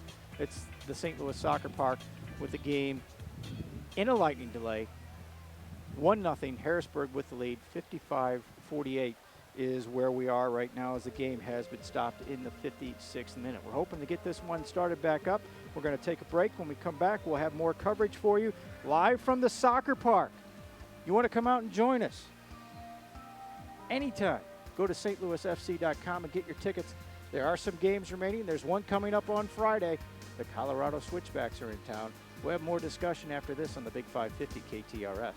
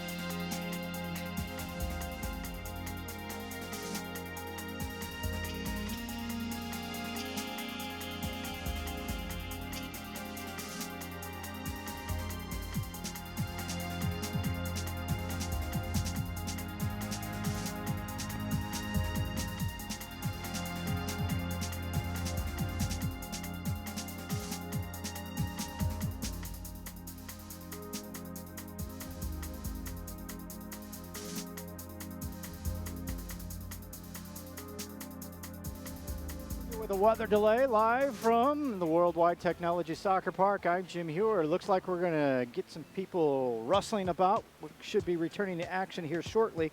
We are in the 56th minute. Referee Cedric Adams stopped play because of lightning, and that's where we stand with a 1-0 lead for Harrisburg over St. Louis FC at this point in the match, and we're looking forward to getting back to live action here shortly here on the Big 550 KTRS. I gave you all the scores for USL earlier. I failed to mention St. Louis FC under 20 team was in Cincinnati today, and they had a 3-1 win over Cincinnati United. Devin Dumba scores all 3 goals. Jumba scores all 3 goals. He's going to end up going to SIU Edwardsville. And St. Louis FC under 20 wins in Cincinnati by a score of 3-1 today. They improved to 3-0 on the year, and they're going to have one more game in Cincinnati. So I wanted to pass that along to you locally. The St. Louis FC under 20 with a victory 3-1 earlier today. By the way, the St. Louis Cardinals today had a 3-2 victory over the Kansas City Royals at Busch Stadium, and I bring that up because on Tuesday night, St. Louis and Kansas City will get it on the soccer pitch, and that's going to be Tuesday night out at Sporting Park in Kansas City, and the Big 550 KTRS will be there. It's the Lamar Hunt Open Cup. It's the 4th round, and St. Louis FC of the USL gets an opportunity to play Sporting KC of MLS. We'll have it for you here on the Big 550 KTRS with a 6 o'clock pregame show, 7:30 kickoff. Bob Ramsey, Bill McDermott will have all the play-by-play action for you. Well, the players are back on the field. The referee has come out of his cubby hole, and it looks like we're going to get ready to start play here. So let's take a 1-minute break. We'll come back. We'll turn it back over to Bob Ramsey, Bill McDermott. 1-0, Harrisburg with the lead. We return after this.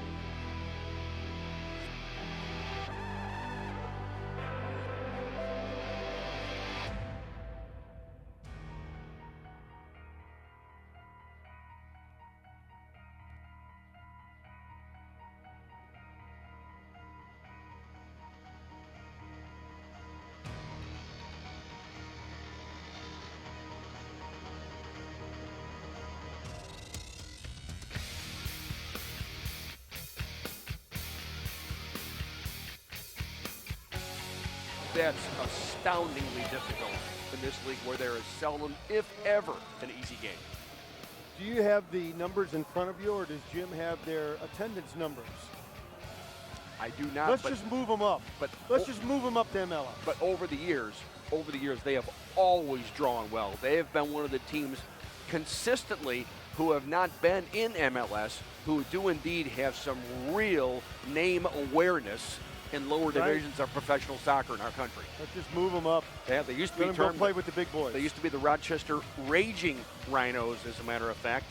And they Not have, PC enough, a little too angry. maybe, but now they're just the Rochester Rhinos. And coming into tonight's action, they were going to play the Louisville City FC team. They did that at home. They win that game by a score of 2-0. So everybody's still chasing Rochester. Meanwhile, the OKC Energy FC team, they ended with 24 points tonight. They beat Tulsa by a score of 2-0. It's always going to be a tussle between them, the Galaxy, Sacramento Republic, the defending champions, and the Seattle Sounders in the Western Conference. While we have a moment, because we may not, now that we've run long tonight, I don't know how much discussion there'll be about Tuesday's game in the Lamar Hunt U.S. Open Cup. Again, we'll have the action for you live on the Big 550. 6 o'clock to pregame, 7:30 first kick, St. Louis and Sporting Kansas City over at Kansas City. Marvelous MLS setup. Yes. Really the leader in the MLS moving forward with the soccer-only venues and really one of the crown jewels of the league. Positively, Bob. Of course, you can do a lot with $200 million, which is what they spent on their venue.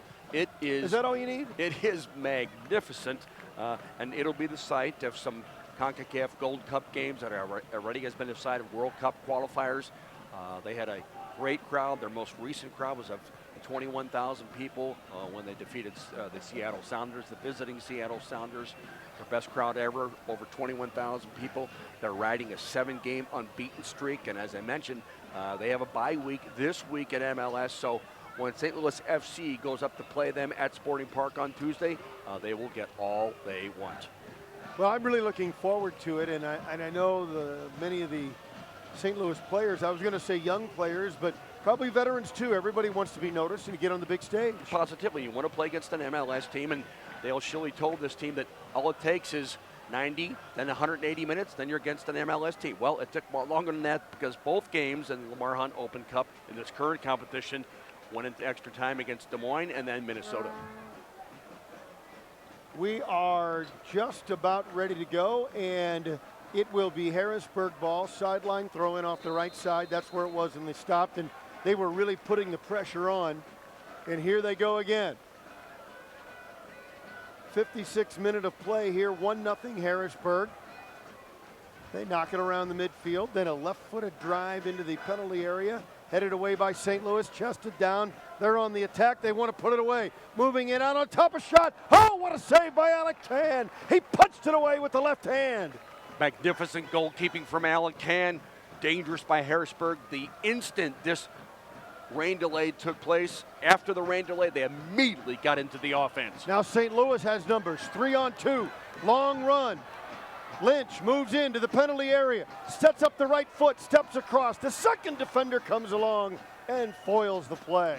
Good ball from Ambersley out on the flank to Jeremy Lynch so he can run onto it. He tried to get that onto his favorite right foot to take a shot across his body. Good defending by Harrisburg. Bouchou sends it back. Alec Can moments ago with a magnificent save, and St. Louis trying to get the equalizer here. The two goalkeepers this year for St. Louis FC, Mark Pace and Alec Can, have been in top form all year long. Quick foul, St. Louis will restart it in the midfield over on the left side. Moving forward here. Eric Ayuk in the 38th minute with the only goal of the match so far for Harrisburg City. Sam Fink drives one for Gall on the right flank. Drops it back for Bouchou. Back to Gall. And now Bouchou. Back and forth toward the midfield. Dumps it off. Siaselka back to Gall on the right side. Wants to move forward. Can't. Cut off. Oh, nice pass through the middle. Sets up Ambersley. Wants to turn. Has to clear it and cut it back out to Bouchou. Now, for Ambersley, tried to target at the top of the area, but broken up nicely as they've done all night. And Brian Gall dropped the shoulder into Jan Ekra as he was running by and got a foul for his efforts. But Ekra again, this time on the left flank, as we've talked about, Bob, either on the dribble or the through ball behind people. They want to get forward.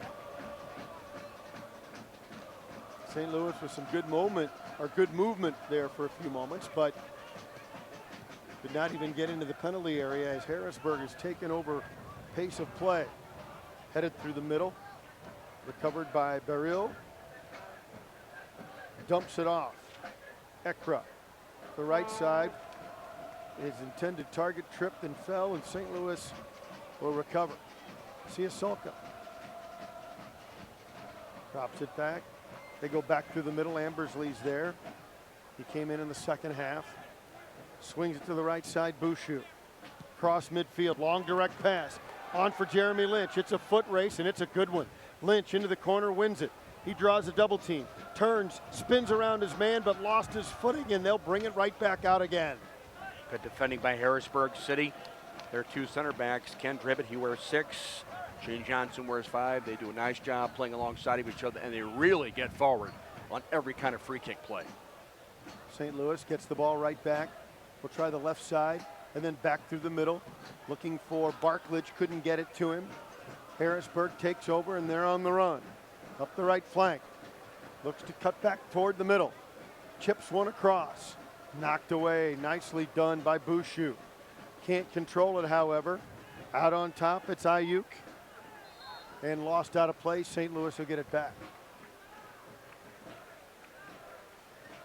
Barrell, who wears number 8, Bob, and number 11, Enric Vaz, in the center part of the field. They are really the two parts of the engine that really make it go for Harrisburg City. They balls out in the center circle, connect from the center backs on the ground, the forwards up front, really get involved in every aspect of the offense for Harrisburg. St. Louis whistled, and so now Harrisburg about 5 yards off the right sideline. And we got a whistle. The officials continue to insert themselves, but this game was physical and chippy once we got 2 or 3 minutes in. Well, every game, everywhere in the world, Bob, on free kick plays like this. Driven into the area, headed up in the air by the St. Louis defense, trying to clear it out, can't control. Harrisburg in the corner, looking to turn and loses it out of play. Nicely done. As I was going to say, Bob, every play like that, especially on corner kicks or free kicks close to the penalty area, there's 5 fouls each way. Yeah. Every play like that. Alec Can rolls it forward, and here comes St. Louis. Into the 62nd minute. 1-0, Harrisburg on top.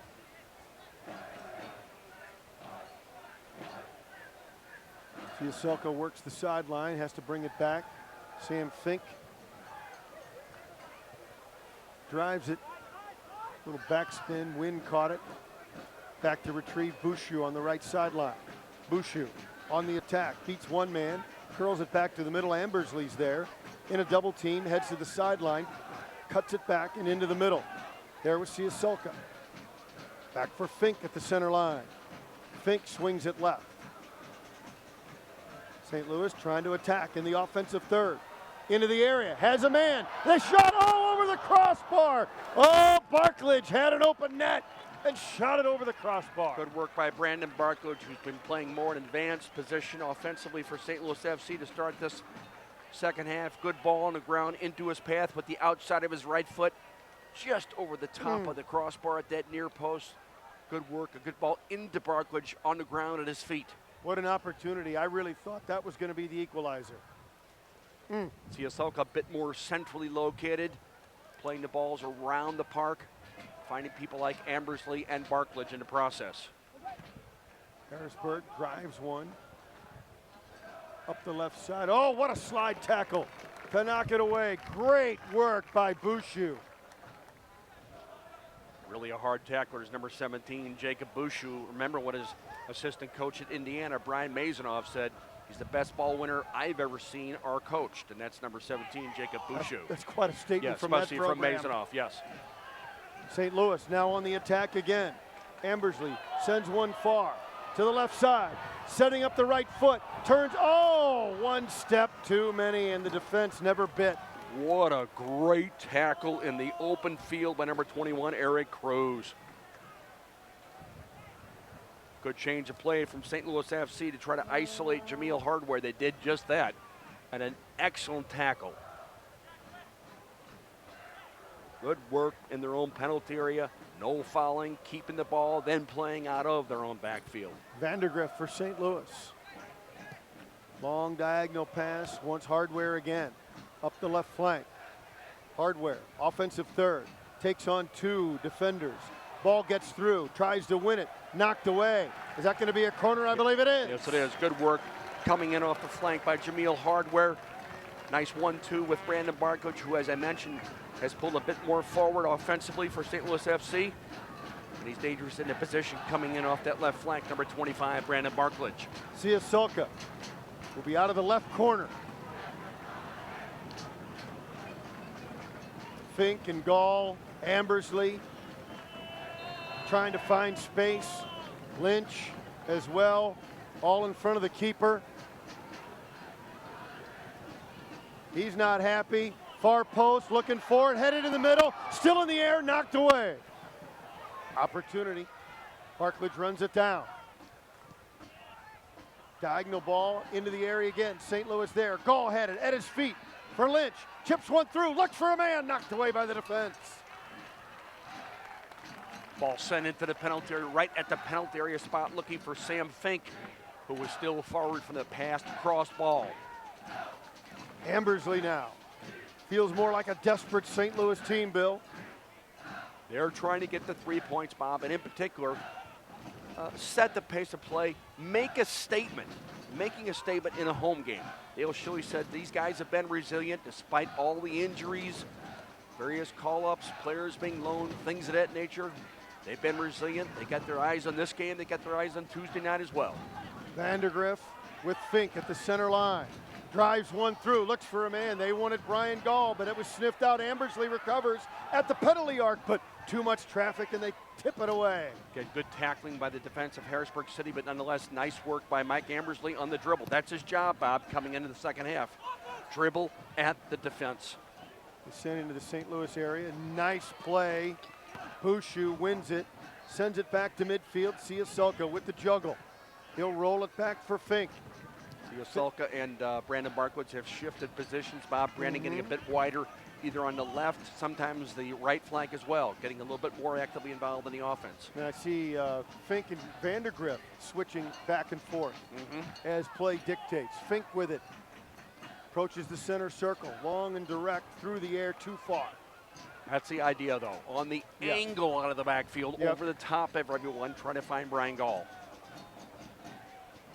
Now, you play that ball on Tuesday night at Sporting Park in Kansas City, that plays on because that ball stops on the grass. Dodge Tire and Auto Centers for the best selection and price on quality brand name tires and the best in expert auto service for convenience and value. Get into Dodge. 67th minute, 1-0 Harrisburg.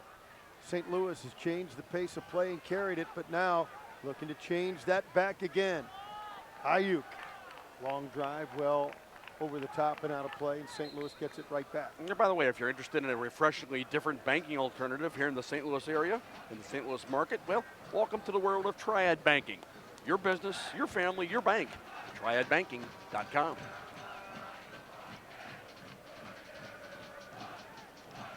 Alec Can.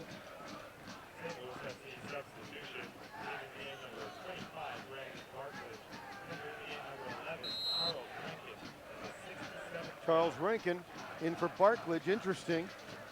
Boy, Rankin has made some noise in the latter parts of games here in the last month. And he really can because of his speed coming in off the flank.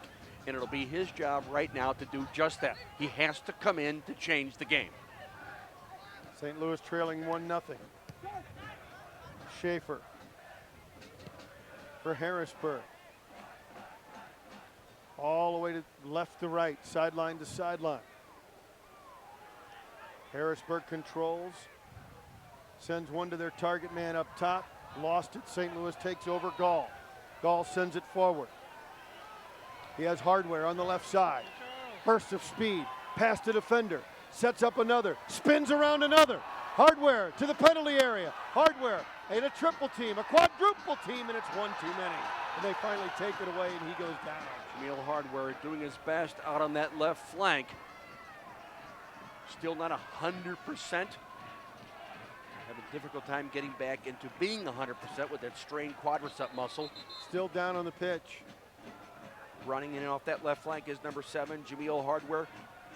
This is what such a welcome sight is to have him back in the first 11. His ability to run at people, take people on, get into the penalty area with his quick, deceptive movements, usually from a dead stop, using his explosion speed. But it's tough to beat 1 on 4.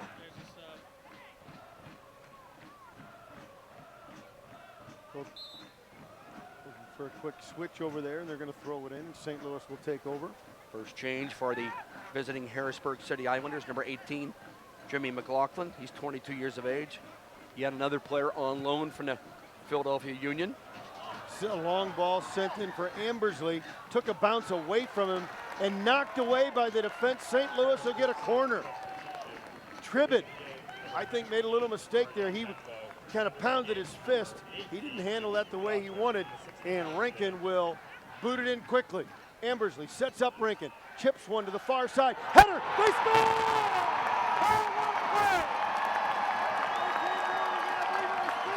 Sam Fink, wonderful on the sharp corner, engineered between Rankin and Ambersley, and running from well outside the penalty areas. Number 3, Sam Fink, beautifully engineered by St. Louis FC. That is a goal anywhere in the world.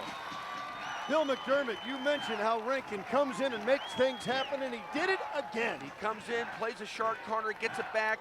Look at this run from the backfield by Sam Fink. That's going to beat anybody, anywhere, irrespective of the ability of Nick Noble, the wonderful goalkeeper from Harrisburg City. What a dynamic goal by St. Louis FC.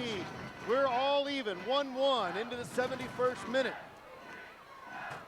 Well, the last 5 or 6 minutes, St. Louis, maybe the last 10 minutes, St. Louis had really gone on the attack, and it pays off.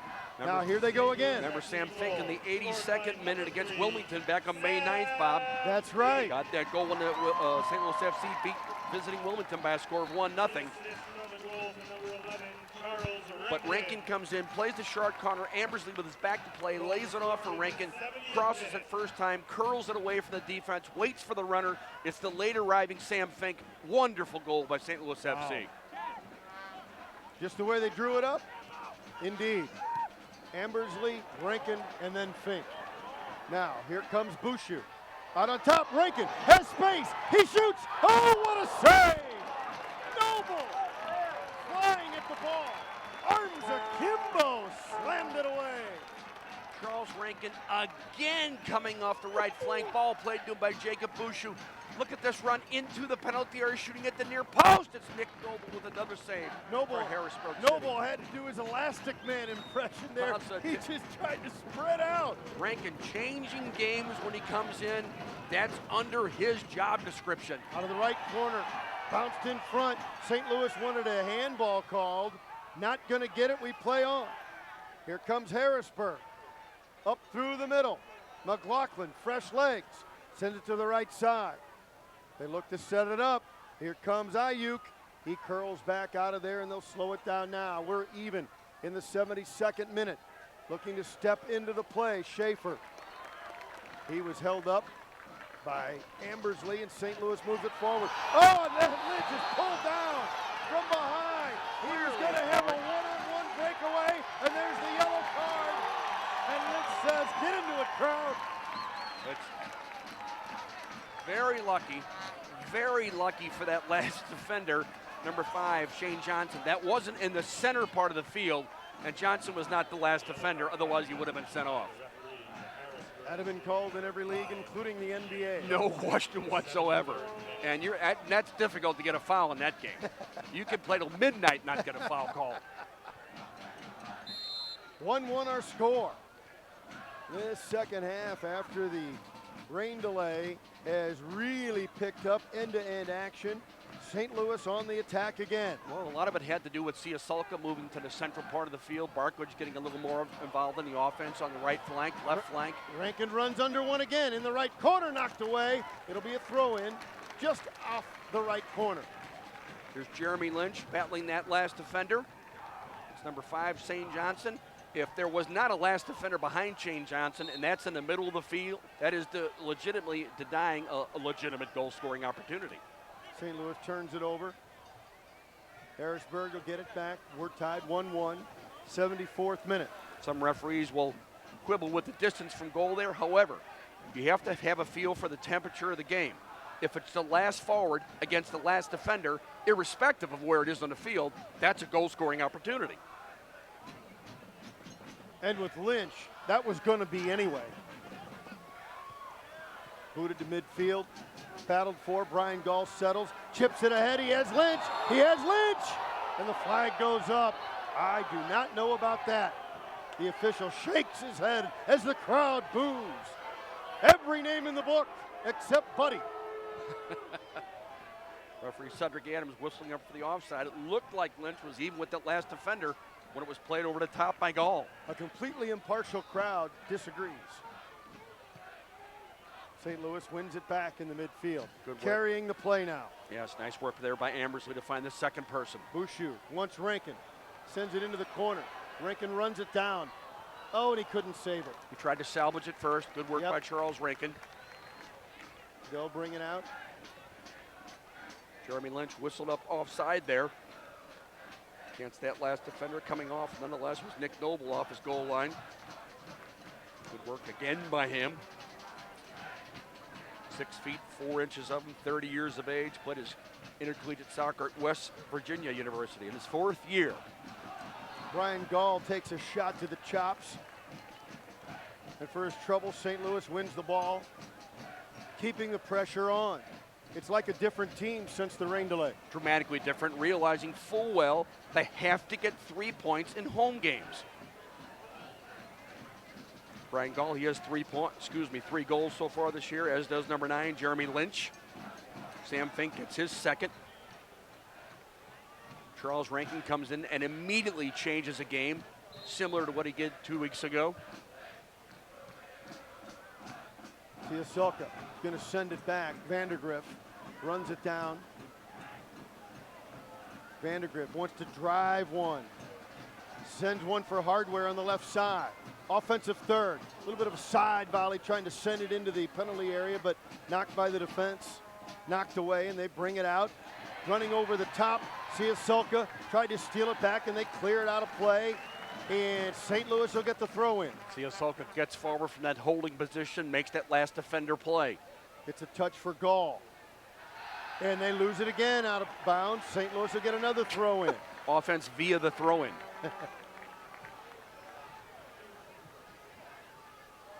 Off the left sideline. Offensive third.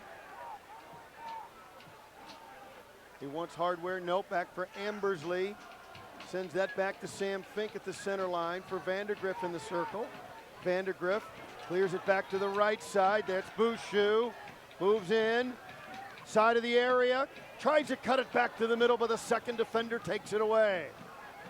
And up the right side. Clears it ahead. He has a man running. Heads it to himself.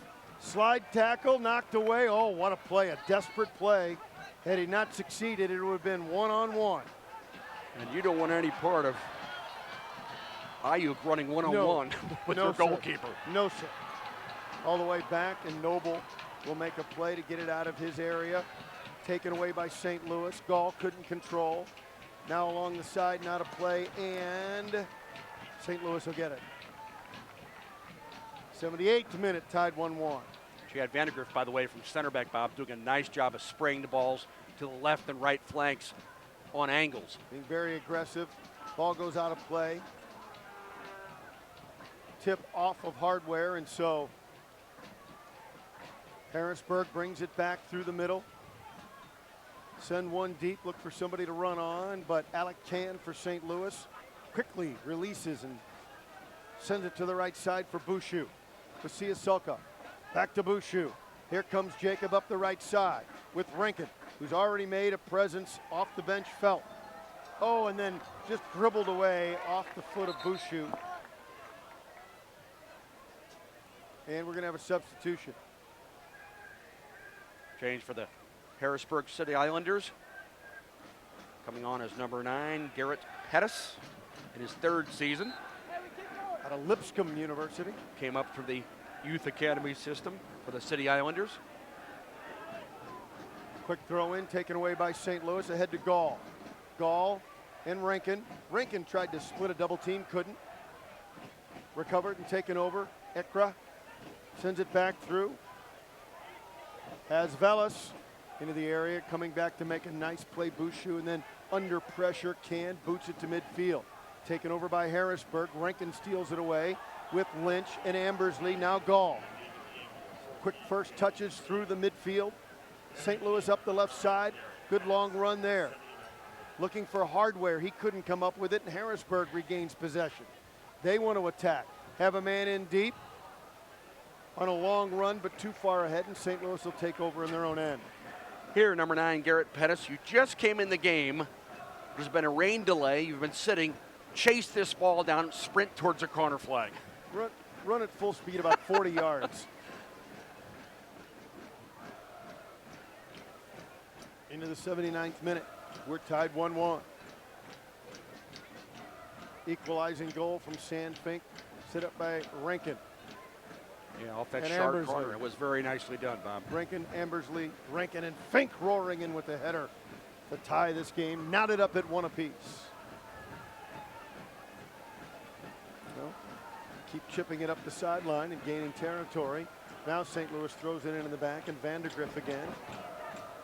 Through the middle, Siasulka. He's been key in getting movement through the midfield. Hasn't he, Bob? Ever since he moved into the central part of the field. Bouchou tried to find Rankin, but he is a marked man, literally and figuratively now. Now they set up Velez, a shot. Oh, blistered from outside the arc, but about 5 feet over the goal. And Rick Velez, who's been a real troublesome player for St. Louis FC tonight.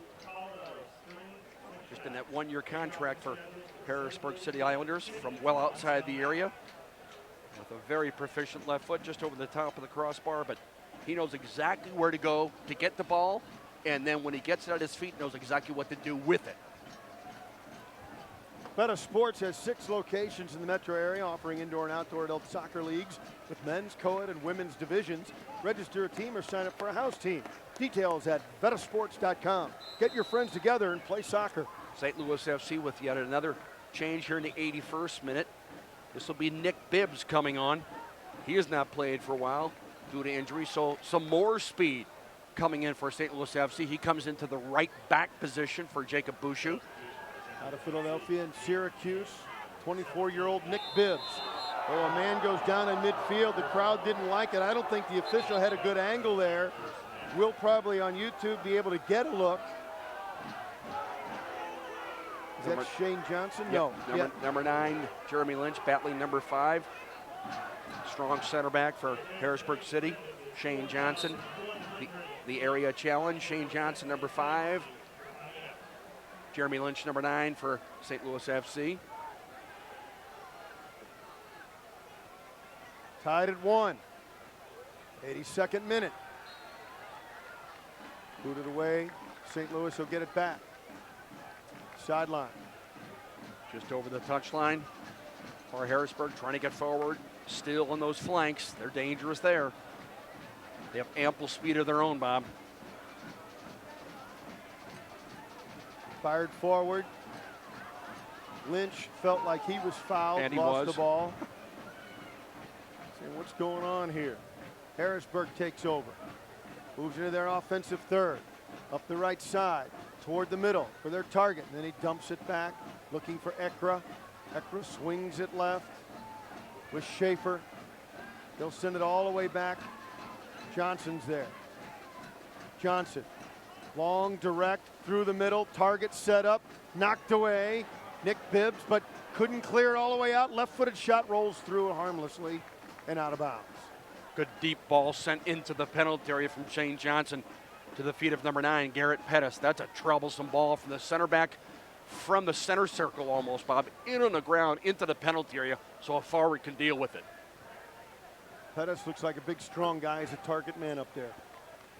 Wearing number 9, as I mentioned, like Jeremy Lynch, stereotypical of that constant presence in the penalty area as a center forward, the old number 9. Lynch was held down trying to pull a long flighted ball in. Now they get it. Hardware, Gall for Rankin. Up the right side, waits to be onside, approaches the area. Left foot, tried to send the right foot back through the middle on a pass for Ambersley, knocked away, and a corner kick for St. Louis. He was looking for Ambersley, and a good run by Nick Bibbs, overlapping, coming out of the right back position. He had various options. Did Rankin. He's going to let Siasoka do the honors for the corner. He's very good with these dead balls. Like we always say, Bao, on the flank player, if you can't get it over, win the corner kick. Siasoka out of the right corner, sends one into the area, loose in front and then cleared. Approaching, Vandergriff fakes, finds his man, spinning off the ball. They send it to the right side for Siasoka. Curls one back through, but nobody could get there. Into the arms of Nick Noble, the keeper, and he'll bring it out. Good effort by Siasoka, but a bit too tight to that goalkeeper, Nick Noble from Siasoka. And is that Hardware that's down? That is number 7, Jameel Hardware. Hope it's not that quadricep muscle. Again, this is the first time he's played this much, has seen this much action in almost a month, month and a half.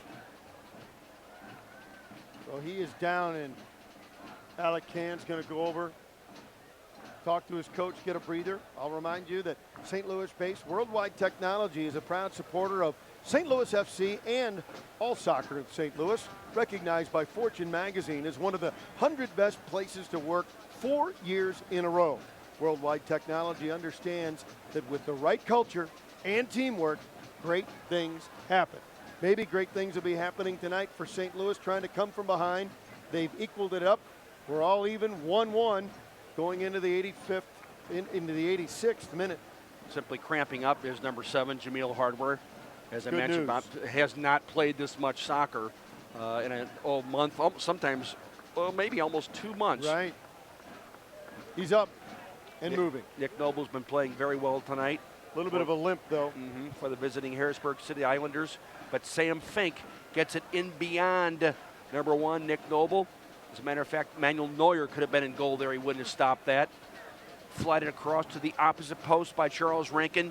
And the late arriving, coming all the way up from center back, is number 3, Sam Fink, over the outstretched left arm of Nick Noble. That was the equalizer for St. Louis FC. Wonderful goal off the sharp corner kick. So Hardware is coming out of the game.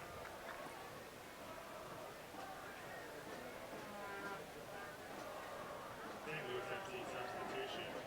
Leaving the game, number 7, Jameel Hardware. Entering the game, number 23, Jordan Roberts. So Jordan Roberts checks into the game. Jordan Roberts, who, may I add, will shoot the ball from the center circle if it's on. He's a Brit. Played at Quincy. 6'2", 22-year-old. They look to target Lynch right away. Lynch has it up top, spins around a man, held up, knocked down. St. Louis gets the ball back. Wins it on the turn, does number 9, Jeremy Lynch. Foul whistled up against number 7, Jan Ekra. Here's Lynch again playing with his back to play.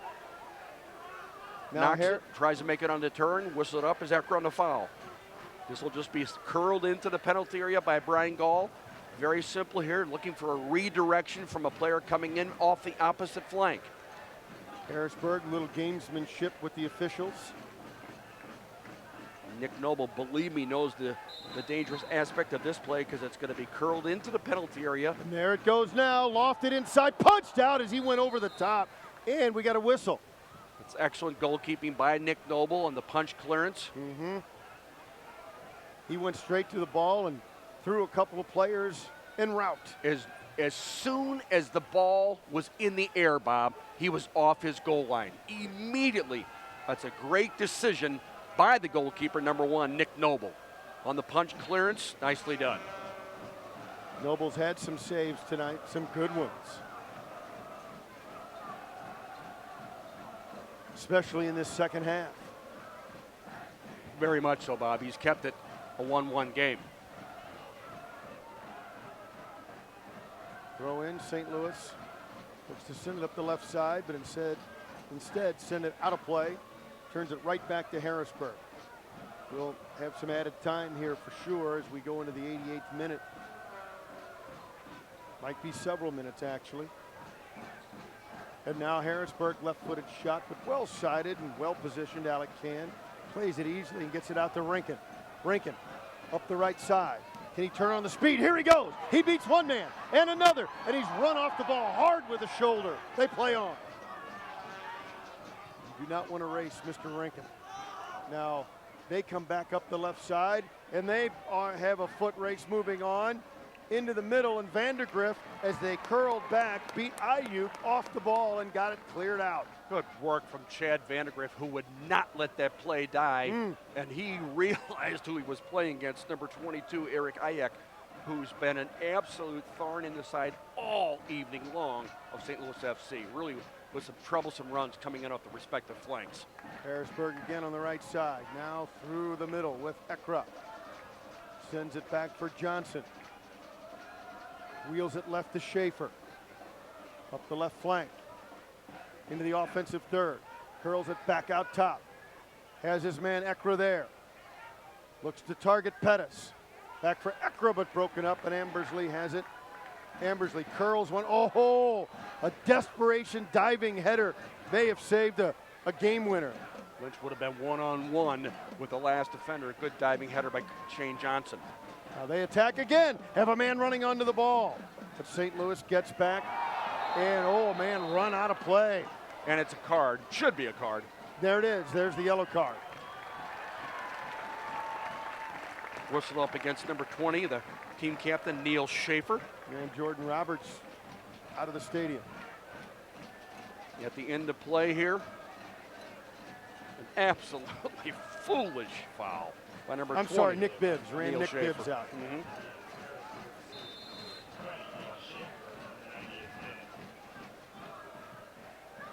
Alec Can beats one high to midfield, headed away.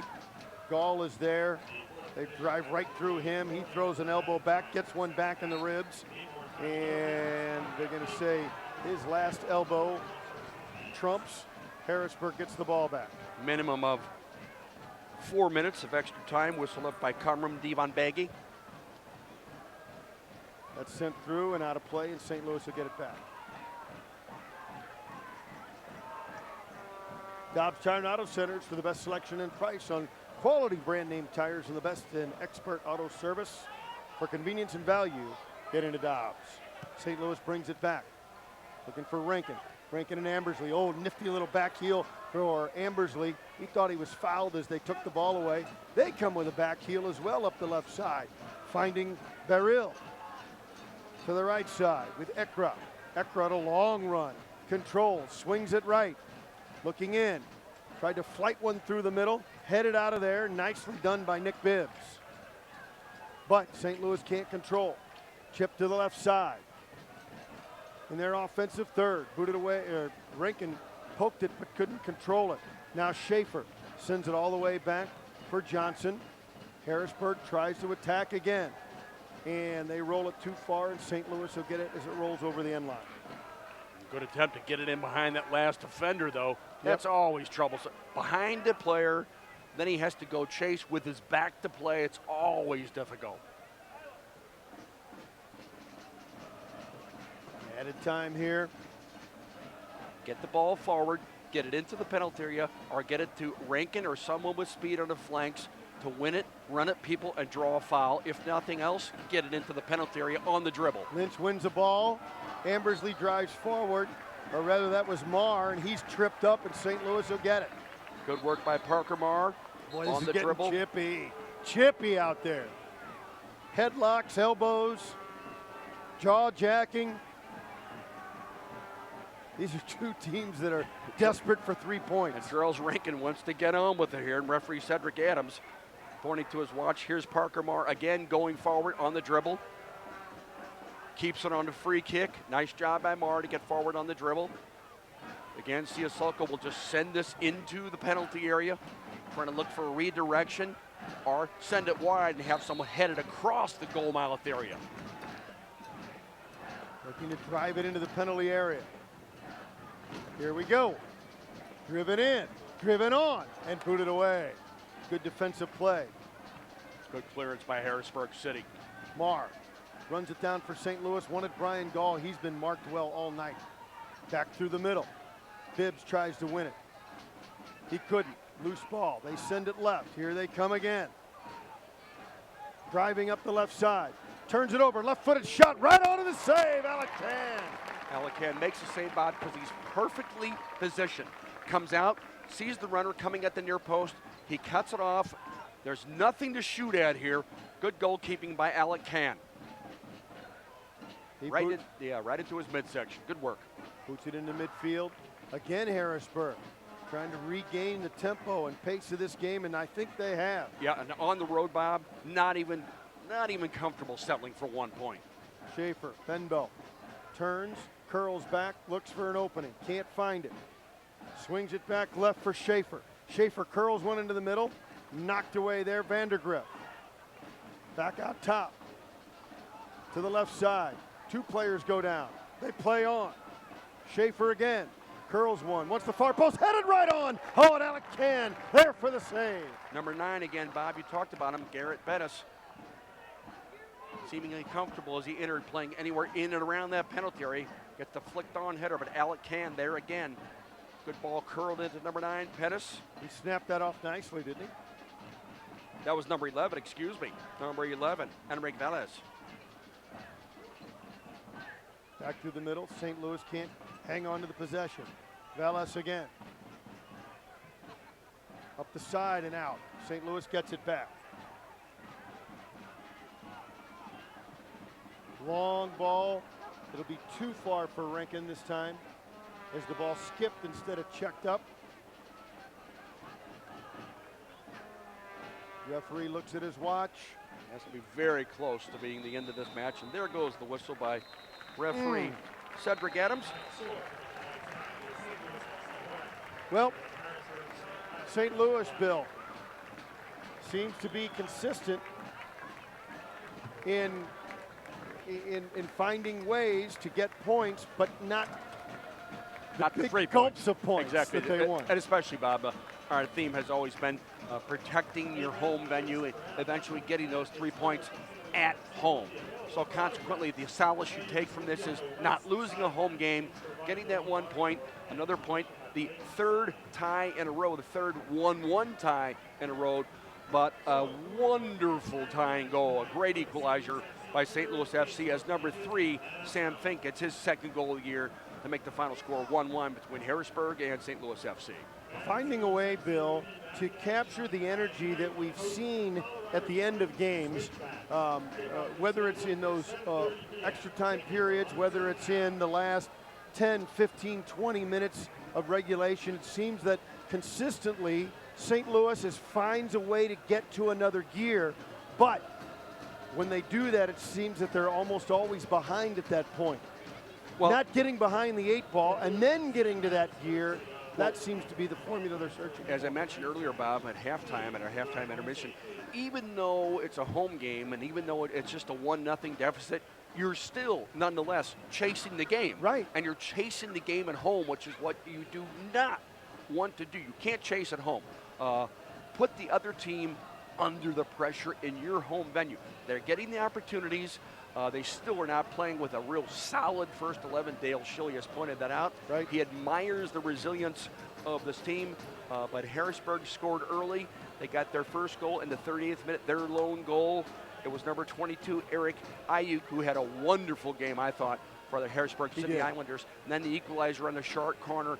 Rankin finding Sam Fink up by the backfield in behind Nick Noble, and that was an equalizer for St. Louis FC. But Rankin had just come into the game, played the short corner to Amersley, got the return pass, played it over to Sam Fink. If Rankin were a baseball player, he'd be the closer. Without any question. He has really carved out a nice little niche for himself here, and I think Dale Schilly is really using him really like a weapon.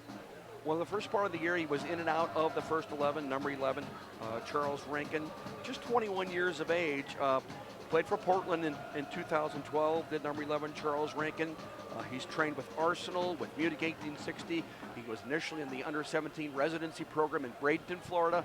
So even though he's a young man, he has a lot of experience. He has a lot of experience at a high level. So we can pick out little bits and pieces and spots and then tying that together and once again see if they can get on top of teams and then getting to that next level to finish. That's the next goal. Positively, because what they're doing right now, the soccer has been good. This team has just been assembled. They started training on February 16th. They're still getting acclimated to this style of play in this particular league. Harrisburg City's been around quite a while. Well, Bill McDermott, before we go one more time, because it might not be on everybody's schedule, but it's now on the Big 550 broadcast schedule next Tuesday. Coming up in just a couple of days, we'll be in Kansas City with a marvelous opportunity for these young guys, for St. Louis FC, to take on an MLS squad in the Lamar Hunt U.S. Open Cup, and that'll be on Tuesday against Sporting Kansas City. And appropriate that we're playing a game in the Lamar Hunt Open Cup in Kansas City, where Lamar Hunt at Arrowhead Stadium not only brought the Kansas City Chiefs to the area, but brought professional soccer MLS to the Kansas City area with the Kansas City Wiz. Initially, they won the MLS Cup in 2001 when Bobby Gansler was coaching. Preki played for them. So there's a lot of lineage and pedigree with Kansas City professional soccer-wise in that part of the globe as well. So we'll have a chance to talk about that for a couple of days, and then of course we'll have a nice pregame. Jim Hewer and you and I, and we'll have the whole gang up there ready to go at 6 o'clock on Tuesday from Kansas City, and then of course 7:30 we'll be bringing the play-by-play action. And you'll recognize quite a few of the names playing for Sporting Kansas City. They played in the national team for Jurgen Klinsmann, played in the most recent World Cup. Graeme Susi, he's really comfortable out on that right flank. You want to get balls over into the penalty area, he does just that. And a guy, by the way, who's been in and out of the national team, Benny Faulhaber, who's been playing superbly for them. It all depends on what Peter Vermees is going to do. What's the strategy here? He's right in the middle of his season too, but he's had a bye week. They only have 2 losses. They only have 2 losses so far in this current MLS season, and they always play well, especially at home at Sporting KC Park. Well, that's going to wrap it up here. 1-1. Jim Hewer will be. Nope, we're done after this. No post game tonight. Bill Kleben comes up next on the Big 550 KTRS as the officials had cut into our post-game time. But we'll make up for it at 6 o'clock on Tuesday and catch you up on everything soccer, and looking forward to doing it from Kansas City on Tuesday. For Jim Hewer and Bill McDermott, I'm Bob Ramsey. Final score 1-1 here at Worldwide Technologies Soccer Park. Good night from Fenton, Missouri.